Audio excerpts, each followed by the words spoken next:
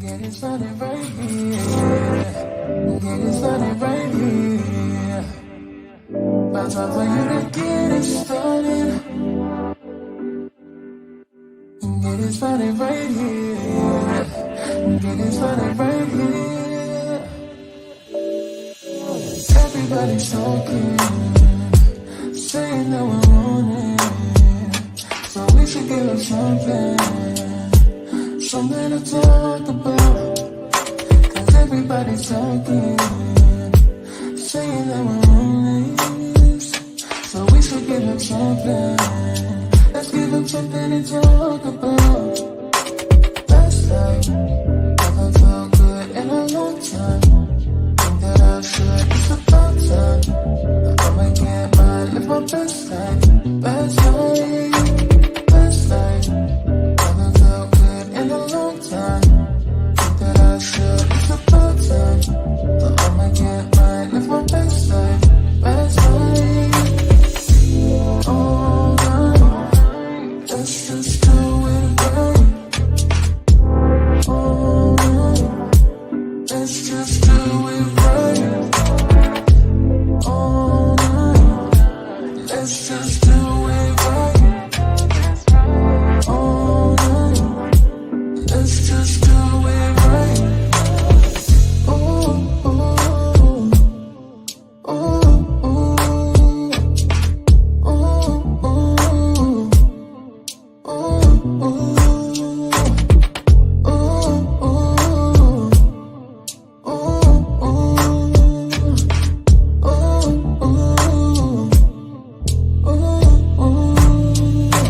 Last night, never felt good in a long time.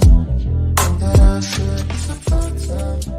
I'ma get mine, live my best life. Last night, never felt good in a long time. Think that I should, it's about time. So I'ma get mine, live my best life.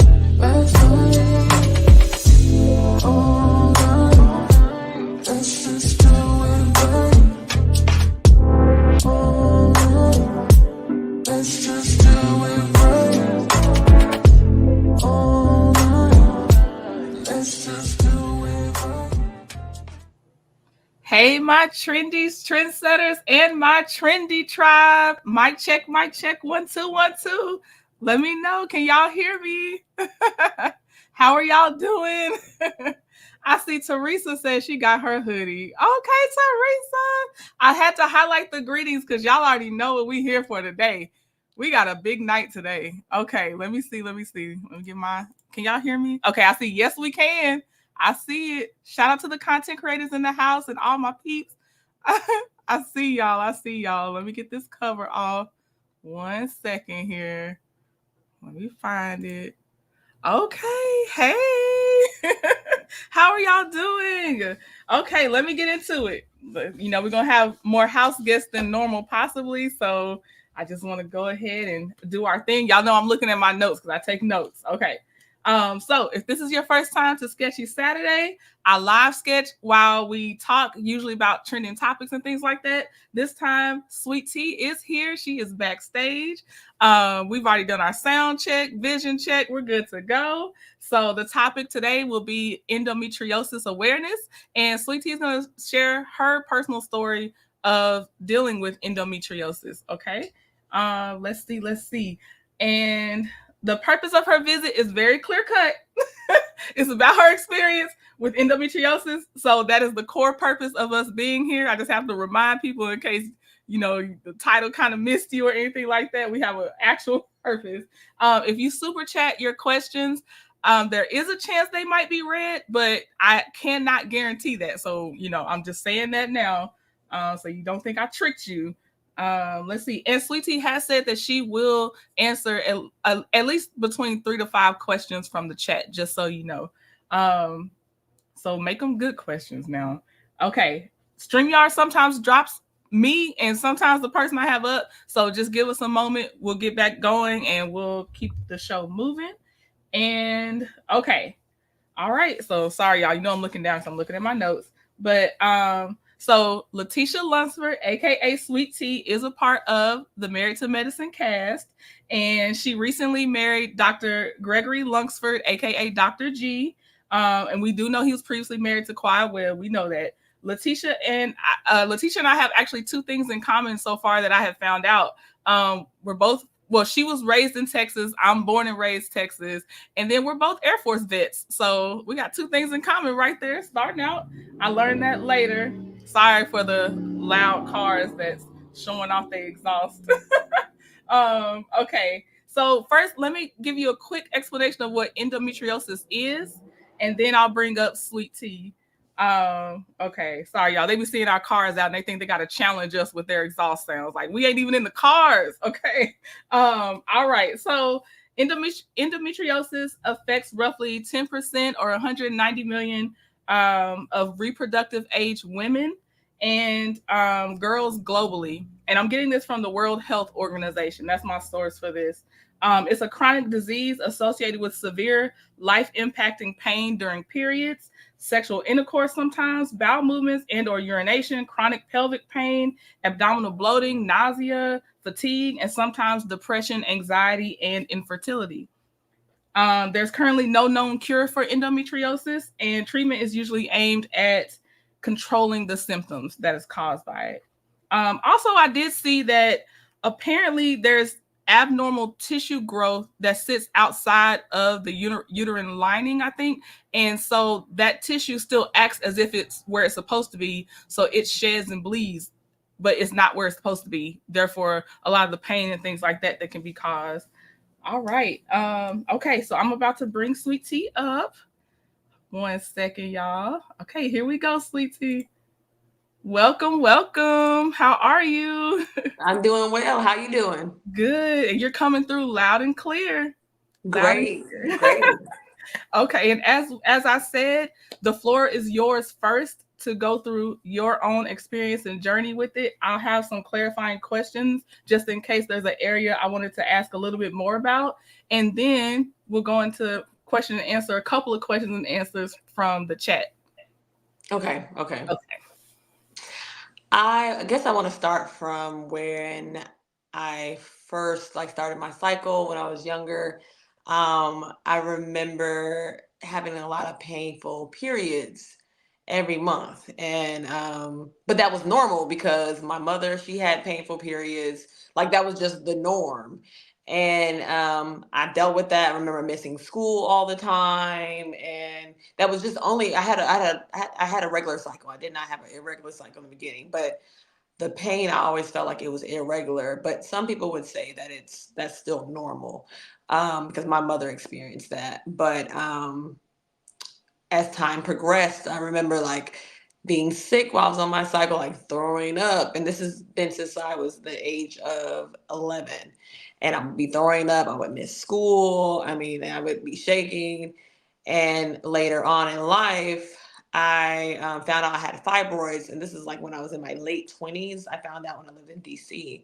And, the fibroids were really small. But I just really wanted to do something about the painful periods. And I would go to the OBGYN, not OBGYN, but my primary care doctor. And sometimes they would refuse to refer me out because I'm like, hey, this is very painful to me. It's causing me to miss school, miss out on, having fun with my friends, just getting out every day. Like I'm literally on bed rest for 3 days. Usually my first 1 to 3 days, I'm usually really just out of commission. So I remember that I went to the doctor and I found out I got referred to a OBGYN. I went from primary care doctor to OBGYN, and they said I had fibroid, but it was really small. Maybe it was like 2 centimeters. And they said that it would not cause any pain. So, I went on and I didn't think anything about it. And finally, I met my husband. I had to explain to my husband all this pain that I was going through. And it was so embarrassing, when you're dating, it's like, what is wrong with you? And you're bleeding, you feel like you're throwing up. It's like, dang, I'm sitting there, finally had to, spend the night with my boyfriend at the time, Gregory, I remember like just being embarrassed, like, oh, he's like, what is wrong with you? You know, I'm throwing up and everything. And it's like, I know it looks like I'm dying, but I got something going on with me. But like has been like my whole life. But that had nothing to do with the endometriosis. That was just the norm for me. But later, as we were dating and we got engaged, I remember I started just having this random like cramping like in between periods. And I was telling my fiance, then now husband, I was telling him like, you know, it's just I feel like I'm always cramping like in between my cycles. Like I don't know what's going on. And I remember it was Valentine's Day of 2022. And we were going to the Anita Baker concert because I love my girl Anita. You know what I'm saying? I love Anita. And I was excited about going to the concert. And I was sitting here working from home. And Gregory was at work. We were going to go out to see Anita Baker for Valentine's Day that evening. And I remember just experiencing this excruciating pain. I'm like, what is going on? And it was like I was cramping. So I was like, okay, well, maybe I just maybe my stomach hurts. I thought maybe my stomach just hurts and you know, I needed to go to the bathroom, but that really was not the case.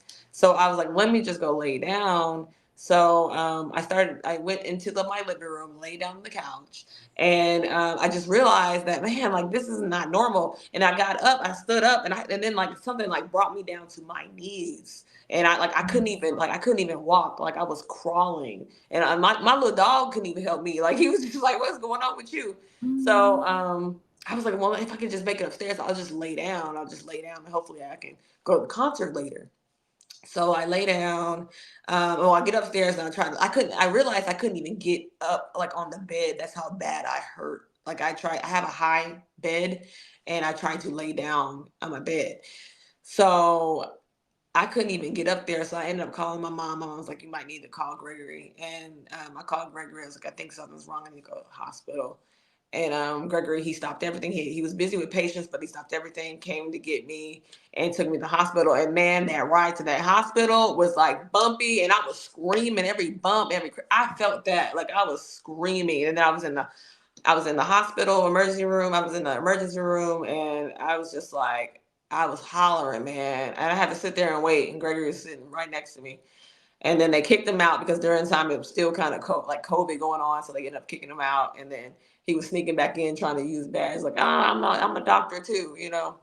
And they took me in the back and they did a ultrasound and they did like an internal ultrasound. And they said that they would follow up with me. So I ended up following up with me in a couple of weeks for my results. So I ended up contacting Simone. I was actually already going to Simone, Dr. Simone Whitmore. She's an OBGYN. And she's also my co-star.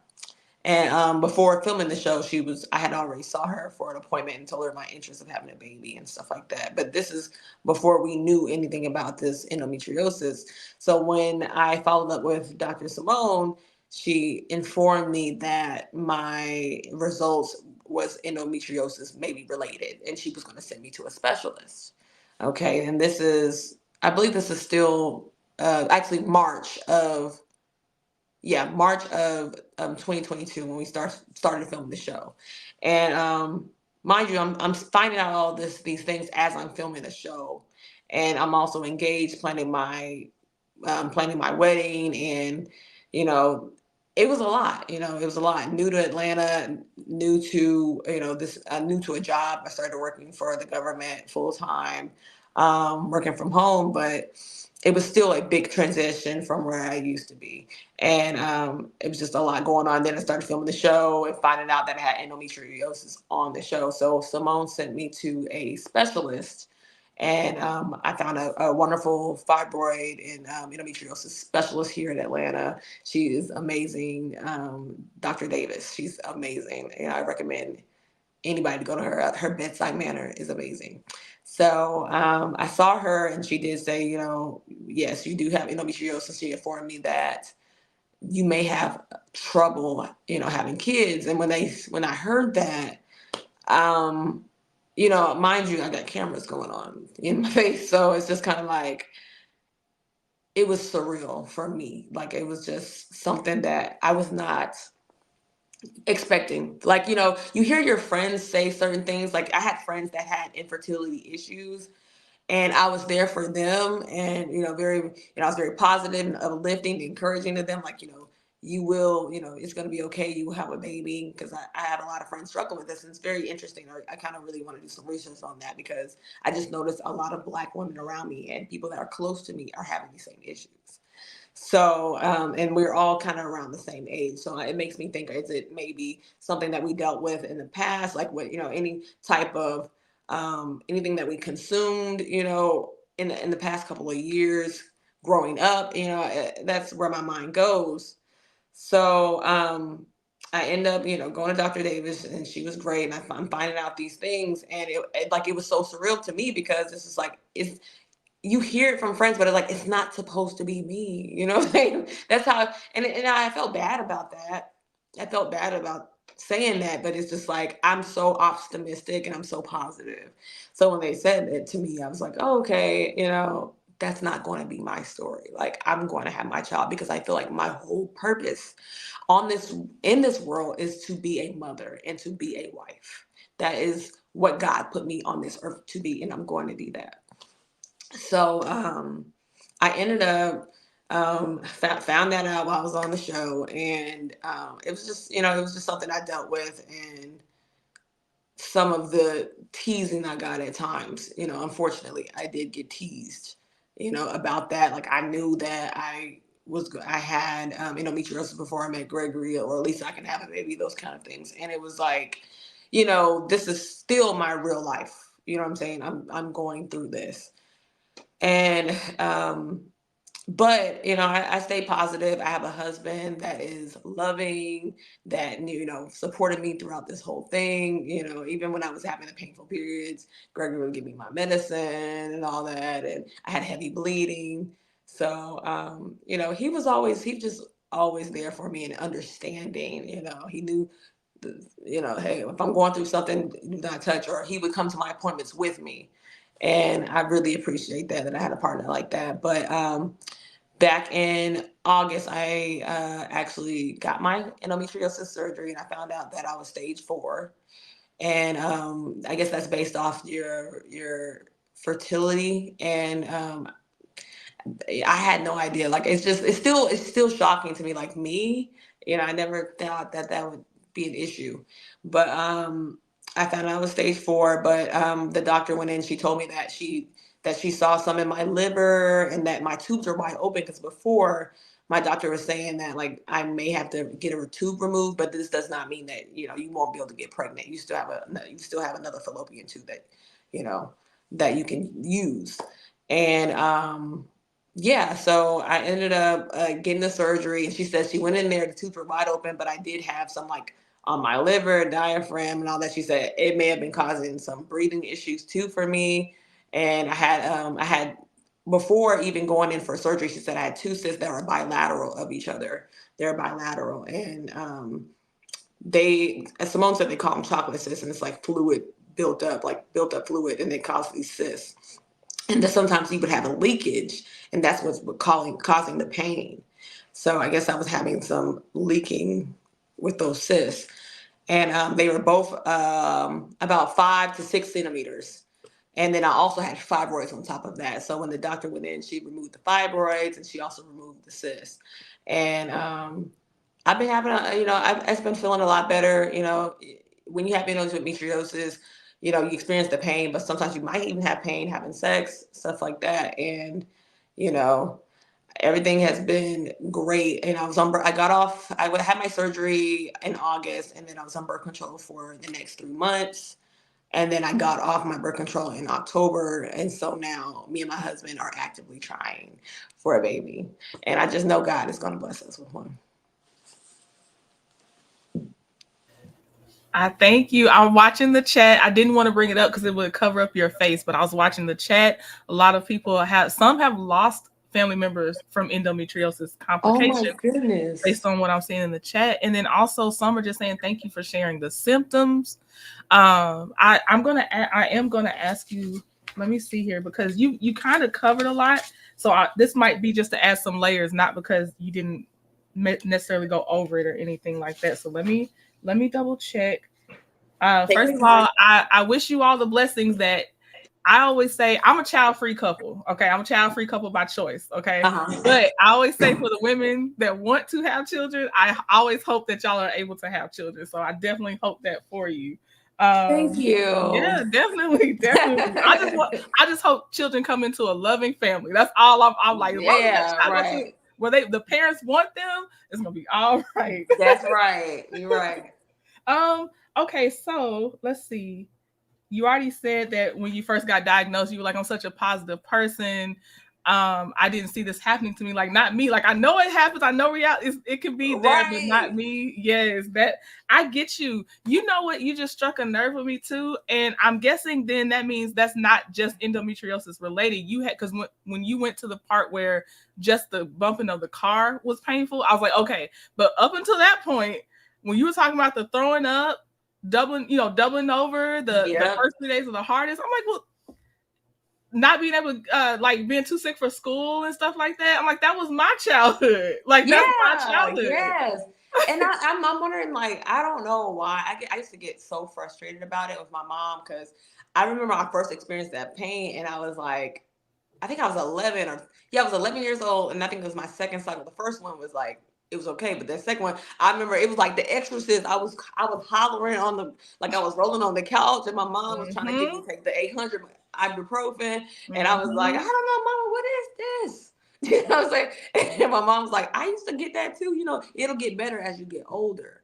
You know, my mom would tell me that after you have kids, it's supposed to get better. And I don't know if my sister, I have a twin sister, and she also dealt with the same thing. And she Okay. said, I don't know if it's because childbirth is so painful, and then your body just like this ain't nothing no more. You know what I'm saying? But oh yeah, like a lot of women do experience that. At least I know a couple of women.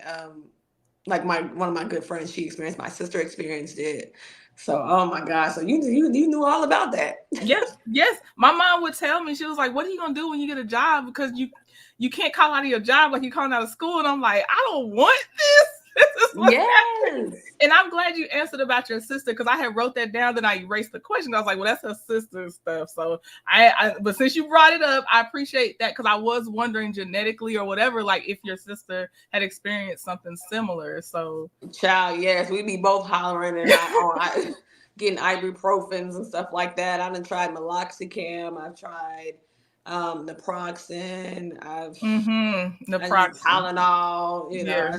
I've been on Yeah. all of it. The proxy is over here to not even, I don't even want to act like I'm lying. It's right here.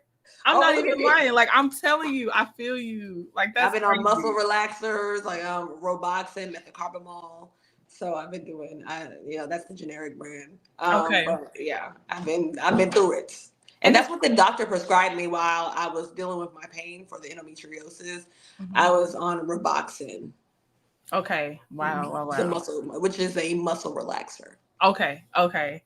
Um, while you were serving, because she is, y'all, like I said, she's an Air Force veteran. She's been in the Air Force Reserve. She's done some active duty time as well.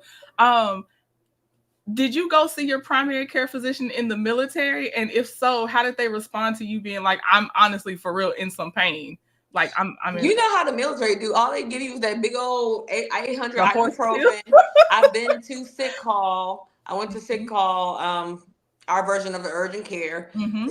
and a lot of the times every once in a while they would give me this shot. I think that was similar to, I think it was an anti-inflammatory, but also it helped with pain. But they gave me, I don't remember what it was called, but they would give me a shot. But like they would just have to be understanding, like this is just a thing. But while I was in the military, and for those um, that are currently active duty, if you're listening to this, make sure you go to the doctor. Mm, Make sure that it's documented in your records. mm-hmm. Go as much as possible, because whenever you get out, you need to file a claim for painful cycles. You may even have endometriosis. Get checked. You know, Yeah. you got those fibroids, because you can get compensated for that when you get out. Yeah. So I have not been compensated for it, but I'm working on it. I got you. I've been getting some Because- very good advice from some retirees, and I'm adding that to my list. I'm tell you that right now. Yes. To the list. Yes. I hear you. Okay, let me see here. And I was supposed to be drawing while you were talking, but then I got really interested. I'm like, wait a minute, now this sounded real. So I'm sorry, y'all. I'm still draw later. Like I promise, it's still Sketchy Saturday, but I didn't want to be drawn, and then I was like, well, I missed what she said. The whole point is for you to be here, so I hope my people will understand. Oh, let me see. Okay, you answered that. I thought I got a whole checklist. Let's see. Can you shout out your doctor again that you said the fibroids? She's fibroids. Yes. It's the Fibroid and Pelvic Pain Center, I believe, and it's Dr. Ashley Davis. Dr. Ashley Davis. Okay. Yes, and then her she was my doctor, but I believe the head doctor there is Dr. Soyini Hawkins. Okay. And that's Soyini, it's Soyini, and then Hawkins, Hawkins. Okay. Okay. Yes. Just in case people are in that area, there y'all go. It's a great referral. Yes. And shout out to Dr. Simone for taking your pain seriously as well and referring you and making sure you're following up. I caught that as well. So thank goodness. Yes. That's really good, because a lot of times people when it's related to your cycle, it does seem to get minimized a lot of times. It's like, no, this is like dead serious pain. Like I am not able to move. Like, right. Oh. And maybe I've had the pain before, around when I had COVID. Like I remember getting COVID a couple years ago, and this is like in 2021, and I met Gregory back in 2020. So this is 2021, and I remember like getting. Like I had something going on with me one day. It was one cycle that was so painful. I was hollering like it was so bad. I was like hollering, and I was like on my bathroom floor. I remember my brother, he came in, he was all like, giving me medicine and all that. He was trying to get me up. I was out for the count. Yeah. I was out for the count. I got you. So then you already talked about your support system, which has been Dr. G, and then of course good medical providers and everything. And I'm sure your sister has also been a good support system as well. Oh yes, my sister, my twin. She dealt with the same things, and my friend. Two of my friends, they also had kind of similar issues. So I speak with them like, okay, but yeah, I have a great support system when it comes down to like my family and my friends. Okay. Let me ask you this: within your support system or encountering, and I feel like you touched on it, but I'm going to ask it just in case you want to expound, but have you faced any misconceptions or challenges in communicating your needs to others, or what's been going on with that? Have you faced any misconceptions, now that you have a name, to what the problem was? Well, I think I would say most people they understood, but I also sometimes I felt like I had friends that'd be like, "Girl, you just be tripping, like you just tripping, or you need to get on the what's it called, the IUD. You need to get on that, and." I hated to hear that, because that's not the option I want to go on. Like I don't want to put anything in my body. Mm-hmm. I really don't. I don't want to be on birth control. Mm-hmm. So for the most part, everybody supported me. They supported me, and no one ever dismissed my pain as far as like my support system. Okay. Now I would say outside of that, at times maybe people at work when I they would dismiss my pain, but it just was what it was. Like if I just couldn't come in, I couldn't come in. Like it's that bad. And, I would have to leave work and not be sitting there like, "Ooh, I gotta go." I remember having so much pain, and I had to take this lady and I forgot my ibuprofen. And I had to take this lady. I had to drop her off. I used to give her rides because she was taking the train in DC. And I remember like being in so much pain. Like she was talking to me, but I was sitting there like clinging on to the steering wheel, like, "Oh, this is so painful, child." Like she was talking to me, but I couldn't even hear her. Yeah. Sometimes the talking makes it hurt more. Yeah, I don't know if you had that, but it's like, the talking. Yeah. Mm-hmm. Yes. I got you. Okay. And let's see. Does this or have you ever been, or do you plan on being involved in any advocacy or awareness for endometriosis or things like that? I think so, yes. Now that I've experienced it, and I have this platform, I think that I want to bring awareness to women that have fibroids and endometriosis, Mm-hmm. because it is dismissed a lot of the times with the doctors. I've been to the doctor a few times and I've been turned around and saying, hey, this is just something you have to deal with, you Mm. know? And it's funny to me because some people can just walk into the door and get what they need. You know, some people wake up and they get care as far as like I can say, I don't feel like you know, people can come in and say, I don't feel this is supposed to, I don't feel like natural. This is not, you know, I want a sex change, and they can get help. But like a woman like me, I should be able to have those same type of care. Like I should be able to ask for those things. Like, can y'all do anything? Can y'all check more into this? You know, it can get frustrating. You know, I remember crying in the doctor's office, and my doctor was like, I don't know what to tell you. It just is what it is. You know, you just got to Right. deal with it. And I'm just Right. like, you know, you get tired of that every time. Like when you're in a lot of pain, you get sick of that, and you just want the pain to go away. You want to live a normal life with Mm-hmm. no interruptions, Mm-hmm. and it's so unfortunate that we get ignored. Mm-hmm. We do. I was yesterday. I actually had my own doctor's appointment for something different. It's a worry about breathing complications coming later due to unnecessary exposure, in my opinion, you know, to Hmm. because you know, I feel like I don't feel like there's factually there's still variants and stuff out there, and you know there's such thing as long C and all that stuff. Yep. And I feel like my person didn't really, is she, they're not hearing me. And so I'm like, okay, you know, you're supposed to advocate for yourself. So you better, I'm going to have to keep probably looking, you know, but I hear you because literally the minimization just happened less than 24 hours ago to me. Plus I listen to the stories all the time. I listen to like your story and other women's stories. So I understand exactly what you're saying. Um, this is all I'll say, but obviously, you know what's kind of going around right now on social media about not being listened to and things like that. So, yeah, Yeah. it's very frustrating. It's very, very It frustrating. is. It is. I think that a lot of women, they should also just join a support group. I know I get dragged for being in support groups, but I'm in an endometriosis support group, and Okay. that's Okay. okay. Like, you know, it's good to lean on other people and also hear their experiences. Share your experience. You never know, your experience can help other people. Right. So I love that I'm in the endometriosis support group because, you know, when I had my surgery, and you know, some of them are saying like, oh, I had to have multiple surgeries, and these are things that I did not know. You know, I didn't know Mm-hmm. that these things can come back. You know, your cyst can come back. You know, and there's different ways to do the surgery. You know, Mm-hmm. um, I had like the laser laparoscopic. I did it laparoscopically. So they went in with like a laser, like a Okay. robot, and they went and removed my endometriosis. I had 4 incisions.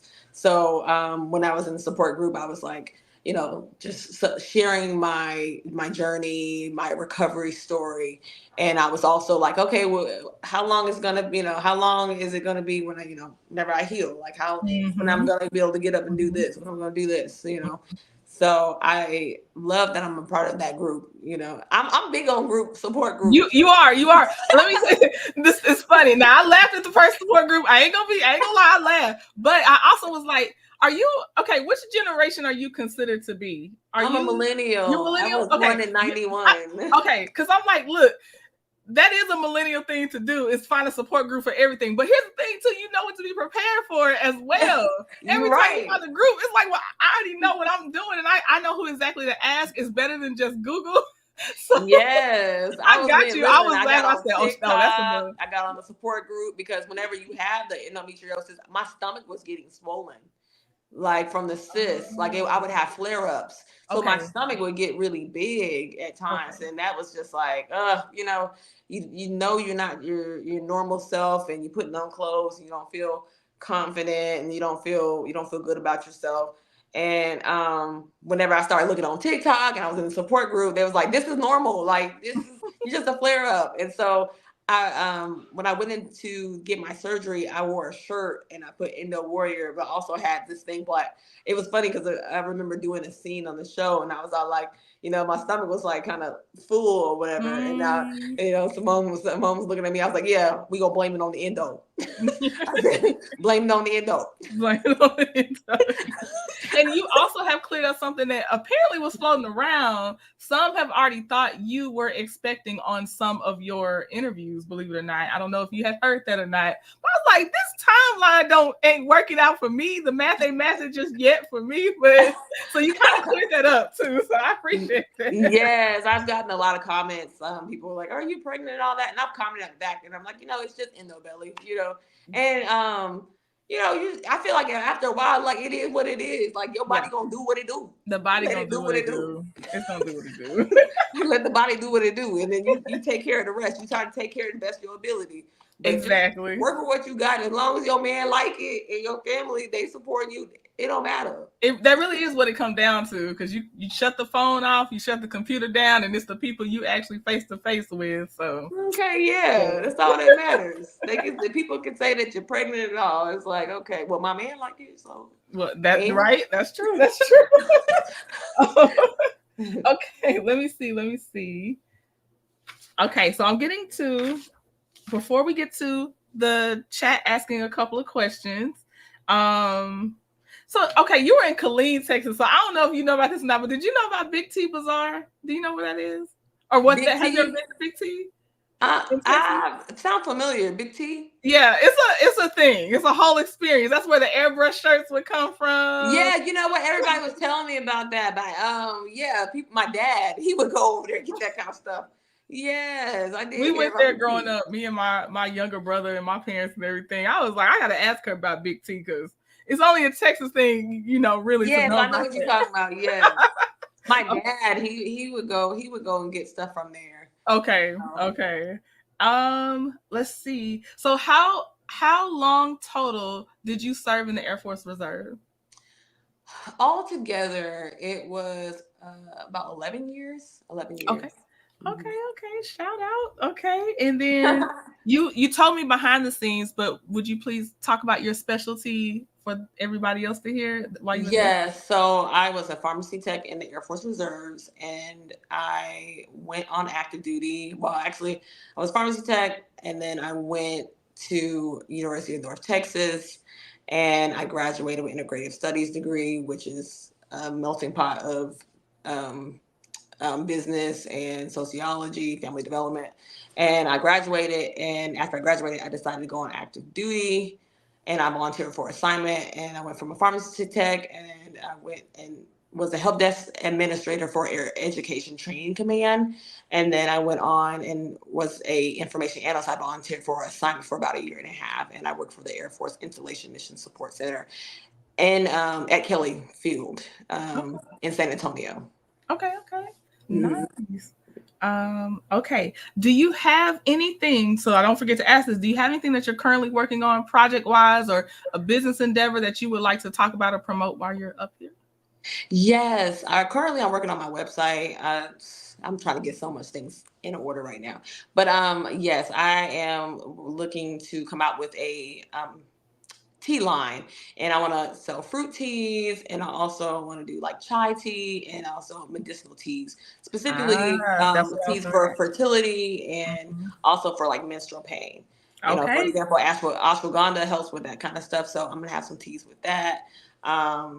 You have teas with peppermint, all those kind of things. I'm working on a combination to help with menstrual pain. Okay, I will be looking out for that. Okay. Yeah, and I'm also working on teas to help get the get the blood flowing in your man and all that, and boost the libido. You know what I'm saying, for the both of y'all, make it more spicy in the bedroom. I like it. Okay. That's really cool, and that's on brand. Like that's smart. Follow your intuition or whatever led you to do that, because that's very, very smart. That's really smart. Okay. Let me see. All right. So now I'm about to look over to the chat, y'all. So it'll be the newer questions. So y'all put your questions in the chat, and I'll pick some to ask T. And y'all saw the theme.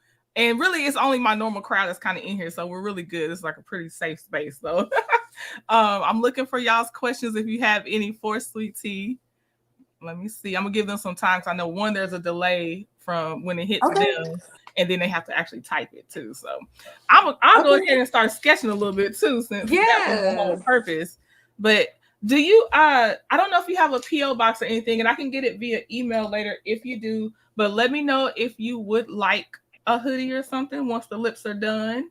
For your I love that. Yes. Okay, I'll definitely get one to you. Yes. Okay. And I do have a PO box. I just got to find my. I just got one actually a couple weeks ago. I just got to find my receipt because I was rushing in there. They had me in there for like an hour, child. When you go and try to go to the post office, I get so intimidated in there because it's like many people. They take forever, and then they send you ain't got the right stuff together. They send you off to the side. It's like, but then sometimes they want you to wait back in that line again. I'm like, I also get very intimidated. It's very funny. I actually went to get a PO box about a month ago now.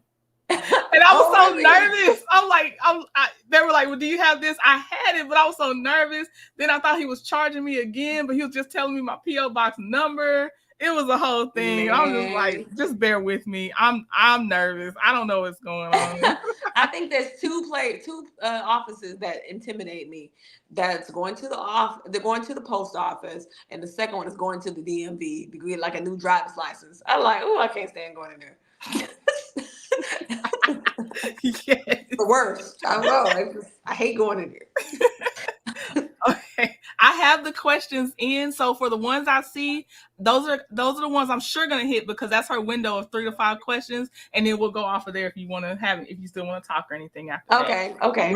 We're big on boundaries, so okay. So let's see. How I See It TV. She is a content creator, and she actually. Oh, first of all, How I See It TV is the one that said, Trending, you do need to reach out to Sweet Tea and ask her if she would come on to talk about endometriosis. So first of all, shout out to her for that. Yes, shout out to her. Yes, sweet. I love her. So thank you so much, How I See It TV. So what do you say to those who have a misconception that endo and fibroids will prevent you from having a baby? I would say to those people, please go get educated. Don't speak out of ignorance. Educate yourself. And, and those that get those kind of people, don't be afraid to educate them. If they're asking questions about that, just educate them. But like, I hate when people make assumptions and, try to create your own narrative. And this is something that I'm dealing with now. Right.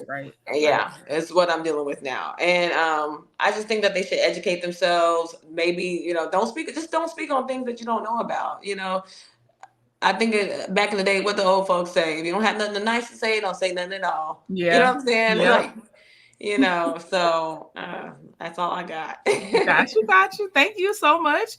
Josie, she does not have a question. She has a suggestion. She says, maybe Sweet Tea could look up raspberry leaf and put it in her tea. I heard that helps with infertility.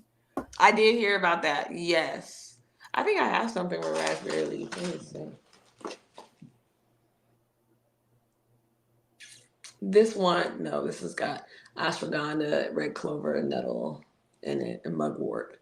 So I got like a fertility. Okay.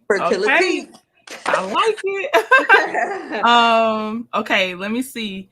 Okay, this is one. And now anything that is asked and you're like, I'm not quite ready, I'm not with that one, it's okay. You don't have to answer. And I don't know about how sensitive this is, but I said what I said is asking, are you thinking about using a surrogate for a backup plan? I mean, me and Gregory, we have decided like if we have to, we will, whatever, I think that we have to just kind of weigh out all our options and but also just try. We just try normally. I just started trying last month. So, but we're open, if we exhaust all our other options, that's probably the next step. Okay. Thank you very much. Let's see here. Too Blessed for You is asking, would you happen to know, is endometriosis something that women with menopause suffer with as well?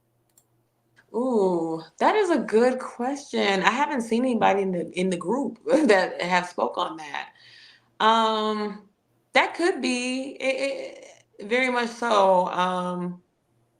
I think that's a question for somebody's doctor to answer that one because I wouldn't know that one. Okay, no worries. Uppity Unicorn, she is also a content creator, and she asks, "How do you feel about Carlos King focusing on you in his reviews of your show?" Um, I don't like it. Not really. Guess what? We don't like him over here. Just so you know, we can't stand Yeah, him. We can't. yeah. I'm not, Carlos at the lips. I think that he should maybe focus more on his shows. I'm hearing there's a lot of issues going on over there with Melody Holden, the ex-husband, with this revenge Sheree, porn. Yeah, Mel, yeah. yeah. Oh, yeah, yeah. And I really, I think that maybe he should focus on that. And I think that he has not really gave me a chance to really to get to know me and just to kind of go off of what credibility that's been on the show, a senior on the show. I think that's unfair for him to like only listen to her and then make his opinions and laugh and kiki. I'm not a fan of that. And um, while she runs her mouth talking about me and my uterus, which is none of her damn business, she should go focus on something else, and he should focus on something else. Let me go ahead and give you a little. Let me spike your. Is that what is it? A set. You set it up. I'll spike it for you. Carlos King. Since it's been brought up now, we all know over here you got a lot of things to be focusing on. It ain't got nothing to do with Sweet Tea. You can focus on the alleged revenge P that your main cast member has admitted to on Queen Sheba's interview. You can focus on that. You can focus on his hostile work environment conditions that he's creating. You can focus on your other cast members that still haven't really told their truth, but you keep focusing on Bravo. So yeah, shout out to you, Carlos King. You got plenty you can focus on. So we already know we do not play with him over here because we know what he's really doing. And it's like you have this time, but you don't have the time for your own show. Right. And for everyone that says the revenge P plot could be a legal issue, I always hear, even now with the things that have come out lately, the attorney will come up or somebody will say, "We're aware of the allegations. It's a legal matter. I can't discuss it further." Carlos will not acknowledge it. He's pretending like he's scissor. I can't see. I'm blind. That's Carlos, in my opinion. In our opinions, that's how to put my banner up. Oh my goodness! So yes, when I tell you, and it's funny because I don't watch a lot of the shows, but like I only hear based off of what's reported, like on these bloggers and stuff like that. I do watch certain bloggers. I actually watch How I See It. How You See It. I watch her, and I've people were like say, "Oh, you're such a fan of the show," but it's like I wasn't a fan of the show. I actually like heard things about the show. It didn't take much just to Google. Like that's what millennials do nowadays. Our attention span, like we ain't got time to be sitting for a whole hour watching something. We speed through that thing and we just trying to get to the point. I have a friend, she looks at YouTube, but she speeds up the speed, I'm a 1.25, 1.5 person myself. Right. We like get to the point. So like I just recently started doing that because I was like, I didn't know you could do that. It's a life changer. I be skipping watching cooking videos. I'll skip to the end. Yep. Now I will say this because they're gonna be like, Trent, now you say it, so I'm gonna say it now. I was like, now how should you know about this show now? Because it's been mine. Now I do know now that we are 7 years apart. I'm still a millennial, but I'm up in the other end of the millennial. Right. So I'm gonna give you that one, Sweet Tea. I was like, now how she not know about this show like that though? But okay, I'm gonna give it to you because I was like, I don't know about that one. Yes. No, I mean honestly, all it takes is a simple Google search to know what's going on. Like for example, I used to watch Love and Hip Hop back in the day when it was first, with Jocelyn and Stevie J and all that. They used to be my little kryptonite. You know what I'm saying? Like I used to watch that. Yeah, that was mine too. It was mine too. But I don't watch it anymore. But I know like enough. Like I'm hearing stuff going on with Erica Mena. I'm hearing stuff going on with Scrappy. Scrappy and Bambi. They getting divorced. I don't watch the show, but I just know. But you still keep. Got you. Right. That's fair because I'm not watching it. And I know way too much of their business to not be watching that show. Right. And when something as big as like people going through divorce, you know, a lot of that time that pops up. So I know, you know what I'm saying? I know, and most of the time I know about what's going on with the Black reality stars. Like I hear Gotcha. more Yes. because those are the pages that I'm following and stuff like that. Right. So That a lot of makes people are sense. like can't believe like, oh, didn't watch the show. Like I'm not gonna lie, I've seen clips and I've seen enough of the show, but I never was sitting down binge watching the show until we met and I Gotcha. started looking at it here and there. But Okay. yeah. All right, y'all. Y'all heard it here. I got one more question for you because I think this will be my 5th question. It might be my 4th from the chat. But Kevin, shout out to Kevin. Let me see. Oh, okay. Thank you, Kevin. And then his question is being Giving new your to props, TV. girl. Yeah, I was like, hold on now. Being new to TV, would you consider taking it further as acting or something else in entertainment? Listen, this ain't for me. This ain't for me. I'm sorry. No, I don't see myself being in entertainment. Maybe like the most I could do is like commercial or something, but like, baby, They might Tisha get is you on the not an TV. actress. I saw, Giselle No Storyline have itself on the Clorox commercial. That means you could probably get some kind of product thing with some tea. Yeah, like I would Somebody do might something like call. that. You know, that's something I see myself doing, but acting, that is so not my forte. And that's what when I was on the show, I was like, you know, what do I do? And I didn't know what to do, and the camera's there and stuff. And they're like, just live your life. And it was just awkward at first, but then you don't have in reality TV, you don't have to look at the cameras Yeah. or anything like that. Yeah, that's very But true. it was still weird for me because I was just like, oh my gosh, I can't act. It's like we don't want you to act, and I can't. So everything you see, most time, that's me. That's all me. Fair.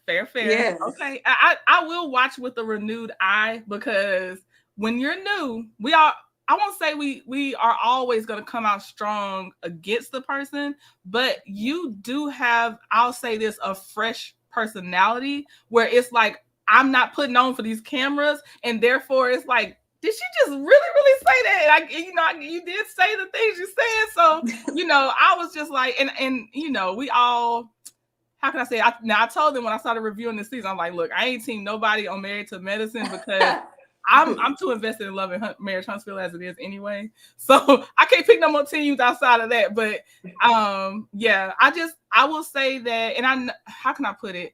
I don't know. Do we always do this once you end up getting to talk to somebody personally? It's like, well, now I kind of like, I don't know, right. You kind of like, I kind of like her. I kind of like her. She all right. Yeah, you all right, sweet tea. You all right. Yeah.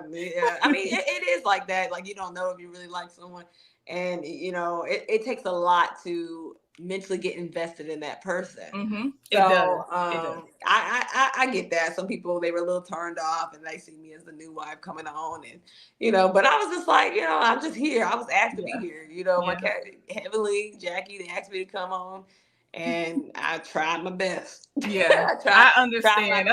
That's a lot. And now I know that means Dr. Heavenly may have some wrath for me later, but I'm gonna have to say I don't understand Dr. Heavenly. Now this is, if you comment on this, that's your choice. But I'm telling you my own thought right now. Okay. I don't understand her switch up so much just this season alone. She has switched up a lot with how she has been towards you. She switched up a lot how she's been towards Quad. I'm like, this is weird. And then the tweets about, oh, I didn't see how bad it was, Quad. I'm like, what are you talking about? You were sitting at the table. What do you mean you didn't see how bad it was? Right. Yeah, I don't understand, and I know she's probably gonna say we good again now or whatever. But yeah, I'm sure she's gonna try to make up at the reunion. Yeah, I can't land anywhere with Dr. Heavenly myself. I'm talking about me personally. Yeah, it's too much. It's too much flip flopping. Like it's too much flip flopping. It make me want to go in there and make some pancakes because she just flip flop over and over again. Like I can't keep up with it. It was one. I just give up. I don't try to understand. No, don't. It was one. I almost posted it, but I deleted it before I did. But when they showed that tweet about her saying that, I was like, what kind of mind F is going on here? Because Quad has a lot of faults, but I don't understand what the heck is going on. And I don't think it's meant for me to. I'm going to just stay on the surface level. But I feel you. good luck to you. Blessings to you, girl. I don't know. You know, you dealing with the first hand. So Josie's not asking a question, but she did say, I'm going to speak a positive pregnancy test, a healthy full-term pregnancy, and a healthy baby into existence for you. So, yeah. Thank you so much. I know I am praying. I'm speaking to existence. I was just talking to my cousin, my husband, and was telling him I wanted to go get a baby blanket because my friend told me about this. She said, if you get a baby blanket, you guys pick one out and you put it under the Christmas tree. And then it's like supposed to be hopeful and wishful that by the following Christmas that you'll have a baby. So me and Gregory, we're going to do that. We're supposed to be doing that today and go get a baby blanket today or tomorrow. We're going to go do that. Mm-hmm. Well, that's awesome. Okay. Let me see. You can, I don't mind if any more questions. Okay. All right. Let's do quick fire, rapid fire. Let's see here. But again, you always have the right to just not answer if you don't want to. Now, Shay B said, is the rumor true about you trying to get on Love and Hip Hop? I didn't even know that was a rumor, but I'm not interested. No, that's not true. This right here, reality TV. Like I work a regular job. You know, I'm a government worker. So like, hell to the no. Like doing all that in the reality and getting ready for this and got to get the clothes and do the makeup and run here, still work a full-time job. It ain't for the week. It's not. And I can't even imagine. It's not. I don't know how they do it. Like, I mean, I did it, but I was struggling while I was doing it. You know, and planning a wedding while I was doing it. But no, I never knew that was a rumor of me trying to get on Love and Hip Hop.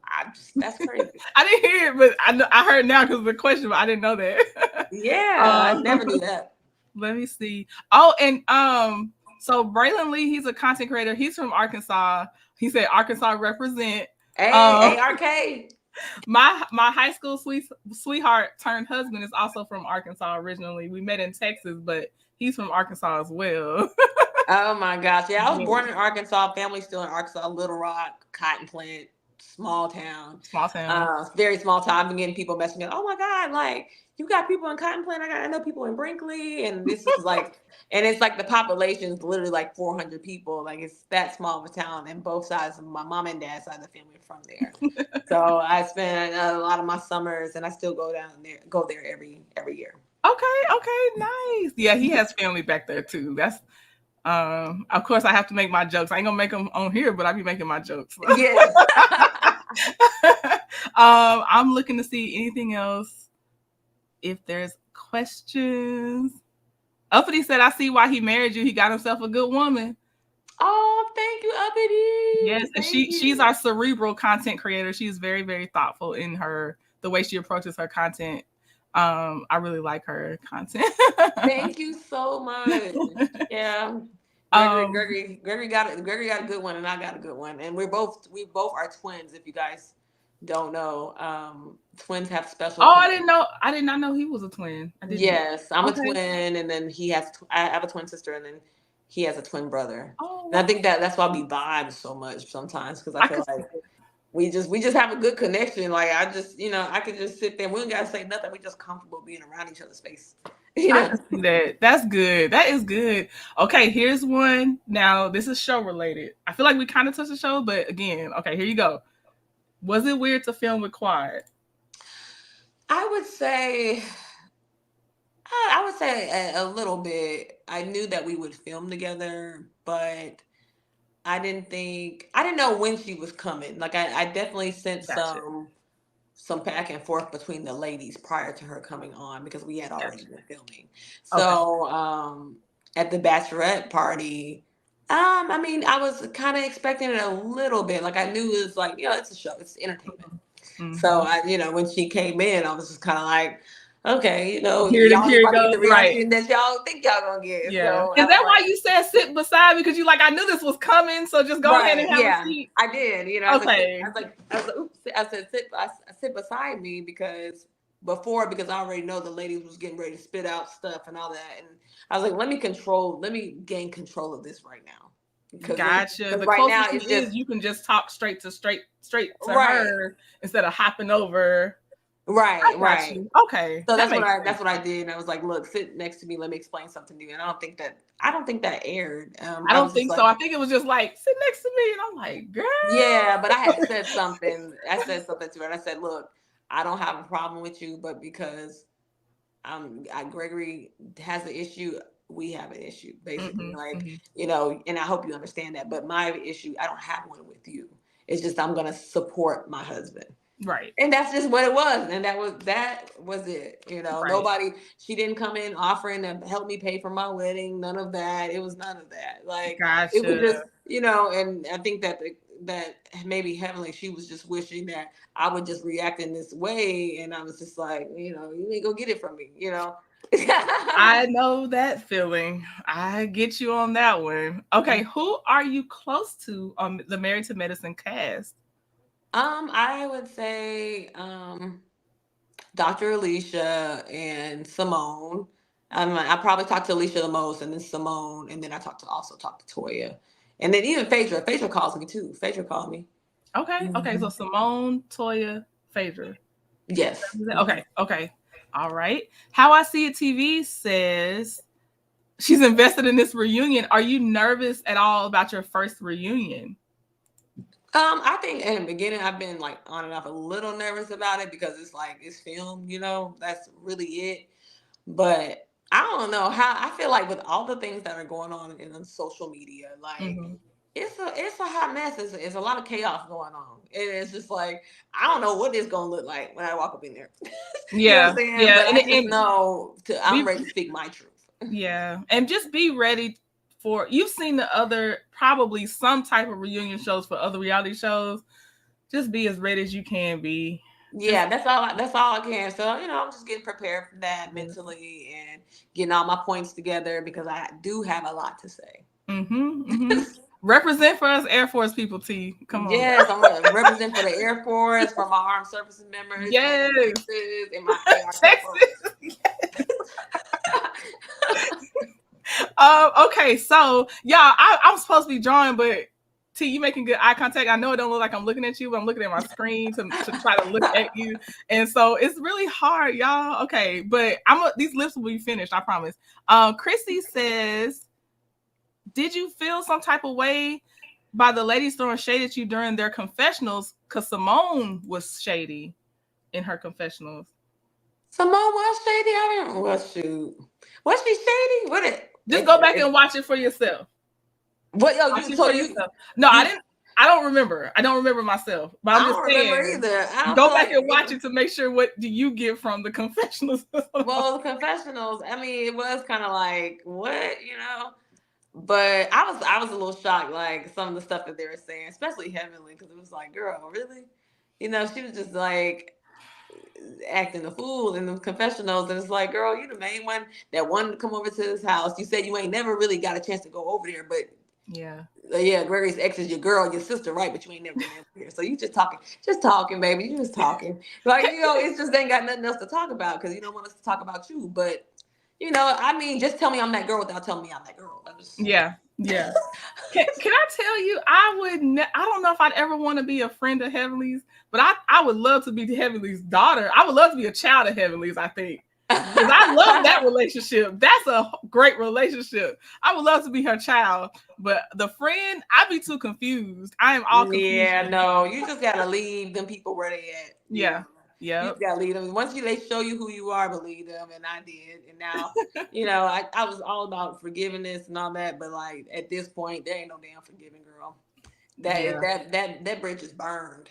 Yeah, it comes a time, and when it happens, it's personal to everybody, and you decide when that happens. But I know me. I think I'm one of those quick to cut you off, so you can't keep cutting me so deep type right. people myself. Yeah, I don't want to keep learning the same lesson. Yeah, I'm the same way. Like you only got a few times with me, not even a few times, twice. I'm gonna forgive you the first time, and once you mess up, that's done. Yeah, I get that. Lisbeth just wanted to say she's glad that you didn't allow them to pit you against Quad, that you didn't fall for it. No, but I mean, I don't know what's going on now in the media because there's a lot of, towards me, and I don't know what that is, but I really hope that she Honestly, resolves that. the part to me, they seem more genuine with what they say when they're not filming. That's what it feels like to me. It's like, oh, you're saying what you really mean right now while you're not filming. You know what I mean? I don't know. Right. It's coming real Right. naturally. I It's see what you're seeming saying. real. Yeah, I see what you're saying. Yeah, like, it's good when it's filming, but then whenever they stop filming, now they really talking. It's That's like, what it well, seems like. I'm just as confused as the audience. Yes. Okay. Okay. Well, we're all confused. Sylvia says, "How does your family feel about you being on the show?" Well, my family, I think that they were nervous about me doing the show, because, I mean, the spotlight is on me, and not only on me, it kind of trickles into my actual, my family. Like, and they were just a little concerned for me, but they understand, like, try to stay focused on Mhm. what you're there for. You Mhm. know, yeah, you're building relationships with these people, but also make sure that you are building something along with that. Like, market a business for yourself, do something. And they're supportive in that, but it is hard for them, watching social media. It's Mhm. very difficult for my family because my mama just did a video and saw some stuff, and my mama was mad. Like, Mhm. I'm trying to still calm her down, and she is supposed to be coming to the reunion too. So I'm like, oh Jesus, Ooh. yeah, my mama hot. Okay. My mom 38 hot. Ooh. So Was your mama? Is she like where was she born? My mom was born in Ohio, but her Mhm. family's still from Arkansas. So she only Okay. spent a couple years in Ohio, but she grew up in Cotton Plant, Arkansas. Okay. Okay. Yeah, Ooh. so I mean, yeah, and most of my family like, please, like, I ain't, my dad said he don't even get on social media because he gets so upset. So, oh Yeah. Lord, I want to point this out. This isn't a question, but yes, please be careful who you befriend. Just be careful. Share as much as you're willing to come out later. You know. yeah, yeah, and you would think that some of the things that I've shared, some people would be supportive of it, and we are in it's a reality show. I mean, we're supposed to show our real lives. I mean, that's what I came in thinking. I Mhm. didn't think that I would just get ridiculed while everybody else kind of hides, Mhm. what's Mhm. going on in their lives. And they only want to show just certain things, which sometimes can be a little boring. Mhm. But, like, people want to relate to you. People want to see real life issues. I know when I watch reality TV, I want to relate to somebody. Yes. I didn't want to just to see just like all the just the good, oh yeah, your kid graduating, you know what I'm saying? Like, oh, okay, I mean, yeah, everybody can relate to that, you know what I'm saying? It's like Yes. everybody knows that, like, I mean, that's just a thing Right. to go Right. through. But give me something a little more than just that, Mhm. Especially give me when you're digging so deep into others, can we get more? yeah, can we get from you? And not just, that I peep game on. So, Mhm. I peep game on some with my castmates, like, okay, so you're not willing to share, but you willing to, dig into what I got going on because I'm sharing and Right. I'm new, you know. Yeah. And you aren't jaded. I don't even want to say yet. You're not jaded right now. And people try to dim that. So just be careful. Please. Please be I careful. will do. Will do. um, Kevin said, show up with your glow up at that reunion. When you feel pretty, you show up pretty, and ain't nothing no one can say to turn that around. That's right. Honestly, I got, people may define riches in other ways, but I feel like I'm rich. I got everything that I need in this world and everything, all I want. I got a man that loves me, that wants me. I got family behind me. I got my sisters. I got my brother. Like, I got everything I need in this world. That's Like, good. I That's ain't want for good. nothing. That's good. Okay, okay. Do you happen to know, Cynthia's asking, do you know why Heavenly was let back into your wedding after you specifically told them not to? I don't know why. Johnny, my wedding planner, said that he was distracted, like he had to go upstairs and all that. But again, we have other people that were there, in the background that were filming and all that Mhm. kind of stuff. So but I didn't even know that she walked in, like, because Mhm. my back was away from the Right. audience because I was looking at the pastor. Mhm. So I didn't know. It made it look like I knew, but I didn't know. And Gotcha. I saw her on the dance floor or whatever. She came up to me, but it's my wedding day. I ain't got time to address this. Like, I had so many people coming up to me and all that. Like this, I'm too focused on my wedding day. Like this. I had a busy day too, and Yeah. I was so tired by the reception time, and I saw her. And those that they don't know, I actually saw her at the wedding. She was sitting outside, and I was walking into my ceremony right before I had my wedding dress. My dad was beside me, and she was like, "Hey, baby," whatever. And my maid of honor, I've already told me the things that she said while I was in the bathroom at the bachelorette party. And I actually told her, I looked at her, and I was all like, "I'm gonna whoop your ass." That's what I said right before I went into my right before I went into the ceremony. That's what I said. Wow. Yeah. See? Yeah. Okay. Yeah, I straight up, it was straight up that in my wedding dress. And my dad was like, come Wow. on now. And it was like, okay. She was waiting outside because I think she found out that she couldn't get in or whatever. And then she was like, oh, hey. And I'm like, girl, yeah, don't hate me. It's just like, it's a lot of fakeness going on right now, Yeah. and you can stay your ass out here in this lobby. So, and I'm going to answer this because I don't need you risking your job. I think production let her back in. I don't even know if it's like a worst kept secret at that point. I think Of course. Yeah. Of But I don't course. need, you don't say too much because you keep your job. So right. But like my thing is, why would you want to come in after, if you feel so strongly about me and the marriage and all that? Like, why would you want to do that? And it's like you picked up issues tried to find little issues, and was manipulated into you getting me so-called drunk or taking shots, and you were drinking water as I was. You were drinking water the whole time, but you were encouraging me to drink. And it's like, okay, so you finally got something, and you just wanted to be relevant. And it's just like, you wanted to. What's the goal here? Like you bringing up the ex to me, and you telling me about the ex and all that kind of stuff. What is the goal? Yeah. You bringing up issues with my relationship just to be like, something's wrong or whatever. Everybody has issues, and that's why I said that you hit your husband's head, hit him upside the head with a frying pan. So you can't, can't say that you not perfect, Right. So And that's okay, because really there isn't anyone that is. So, okay, let me ask this. What set you off to the point, it was at your bachelorette party again, and you fussed at your sister. What was it that actually, because did they cut something out that actually had you while you was fussing at your sister? Yeah. Okay. I'm like, this does not add up. Okay, so is that something you can't talk about till later?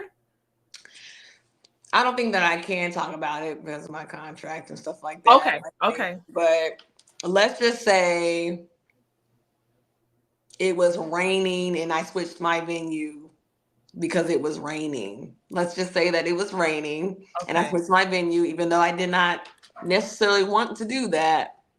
And I got stuck with the aftermath of that when the venue was switched, and I was told that it was being taken care of, and it wasn't. Okay. Got you. Clock that T. Got it. We're good. Right. Let's see. Hey, Tea Talk with your girl. Tea Talk with your girl is also a content creator. I believe I don't know if she has teams, but I feel like she has a soft spot for you, just so you know. I do. So I do. That's the way I get when she does her reviews. So let's see here. Yeah. If you want to know more about that situation, you can probably watch the wedding planner Johnny on Oliver. I think his name is Oliver's page. Okay, good to know. And it'll just be just for me to fill in the blanks. It's not, I was just wondering. I was like, not your twin. That's something else now. Well, I was frustrated with my sister too, because like a lot was going on. Of course, we didn't get to see everything, but a lot was going on. And then I was like frustrated because my sister was like, let me get the phone or whatever. And she started fussing at me first. And I was already on edge. So she started fussing at me because I was like, I got it. She's like, I'm just trying to help you out. And she got the raising her voice. Baby, I just lost it. I just lost it. It was.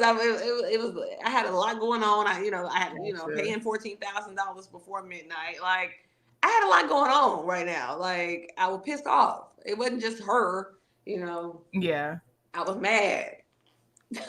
Gotcha. No, I wasn't trying to come at my sister. We like when we saw that scene with me and my sister in the bathroom, that was squashed then. That's how it should be. Yeah. You know, yeah. It's quick when it's usually sibling arguments are quick. You know, I love my sister. You know, she got my nephew. Like, you know, and she's my twin. Kanisha ain't going nowhere. It's Anisha and Tisha forever. Forever.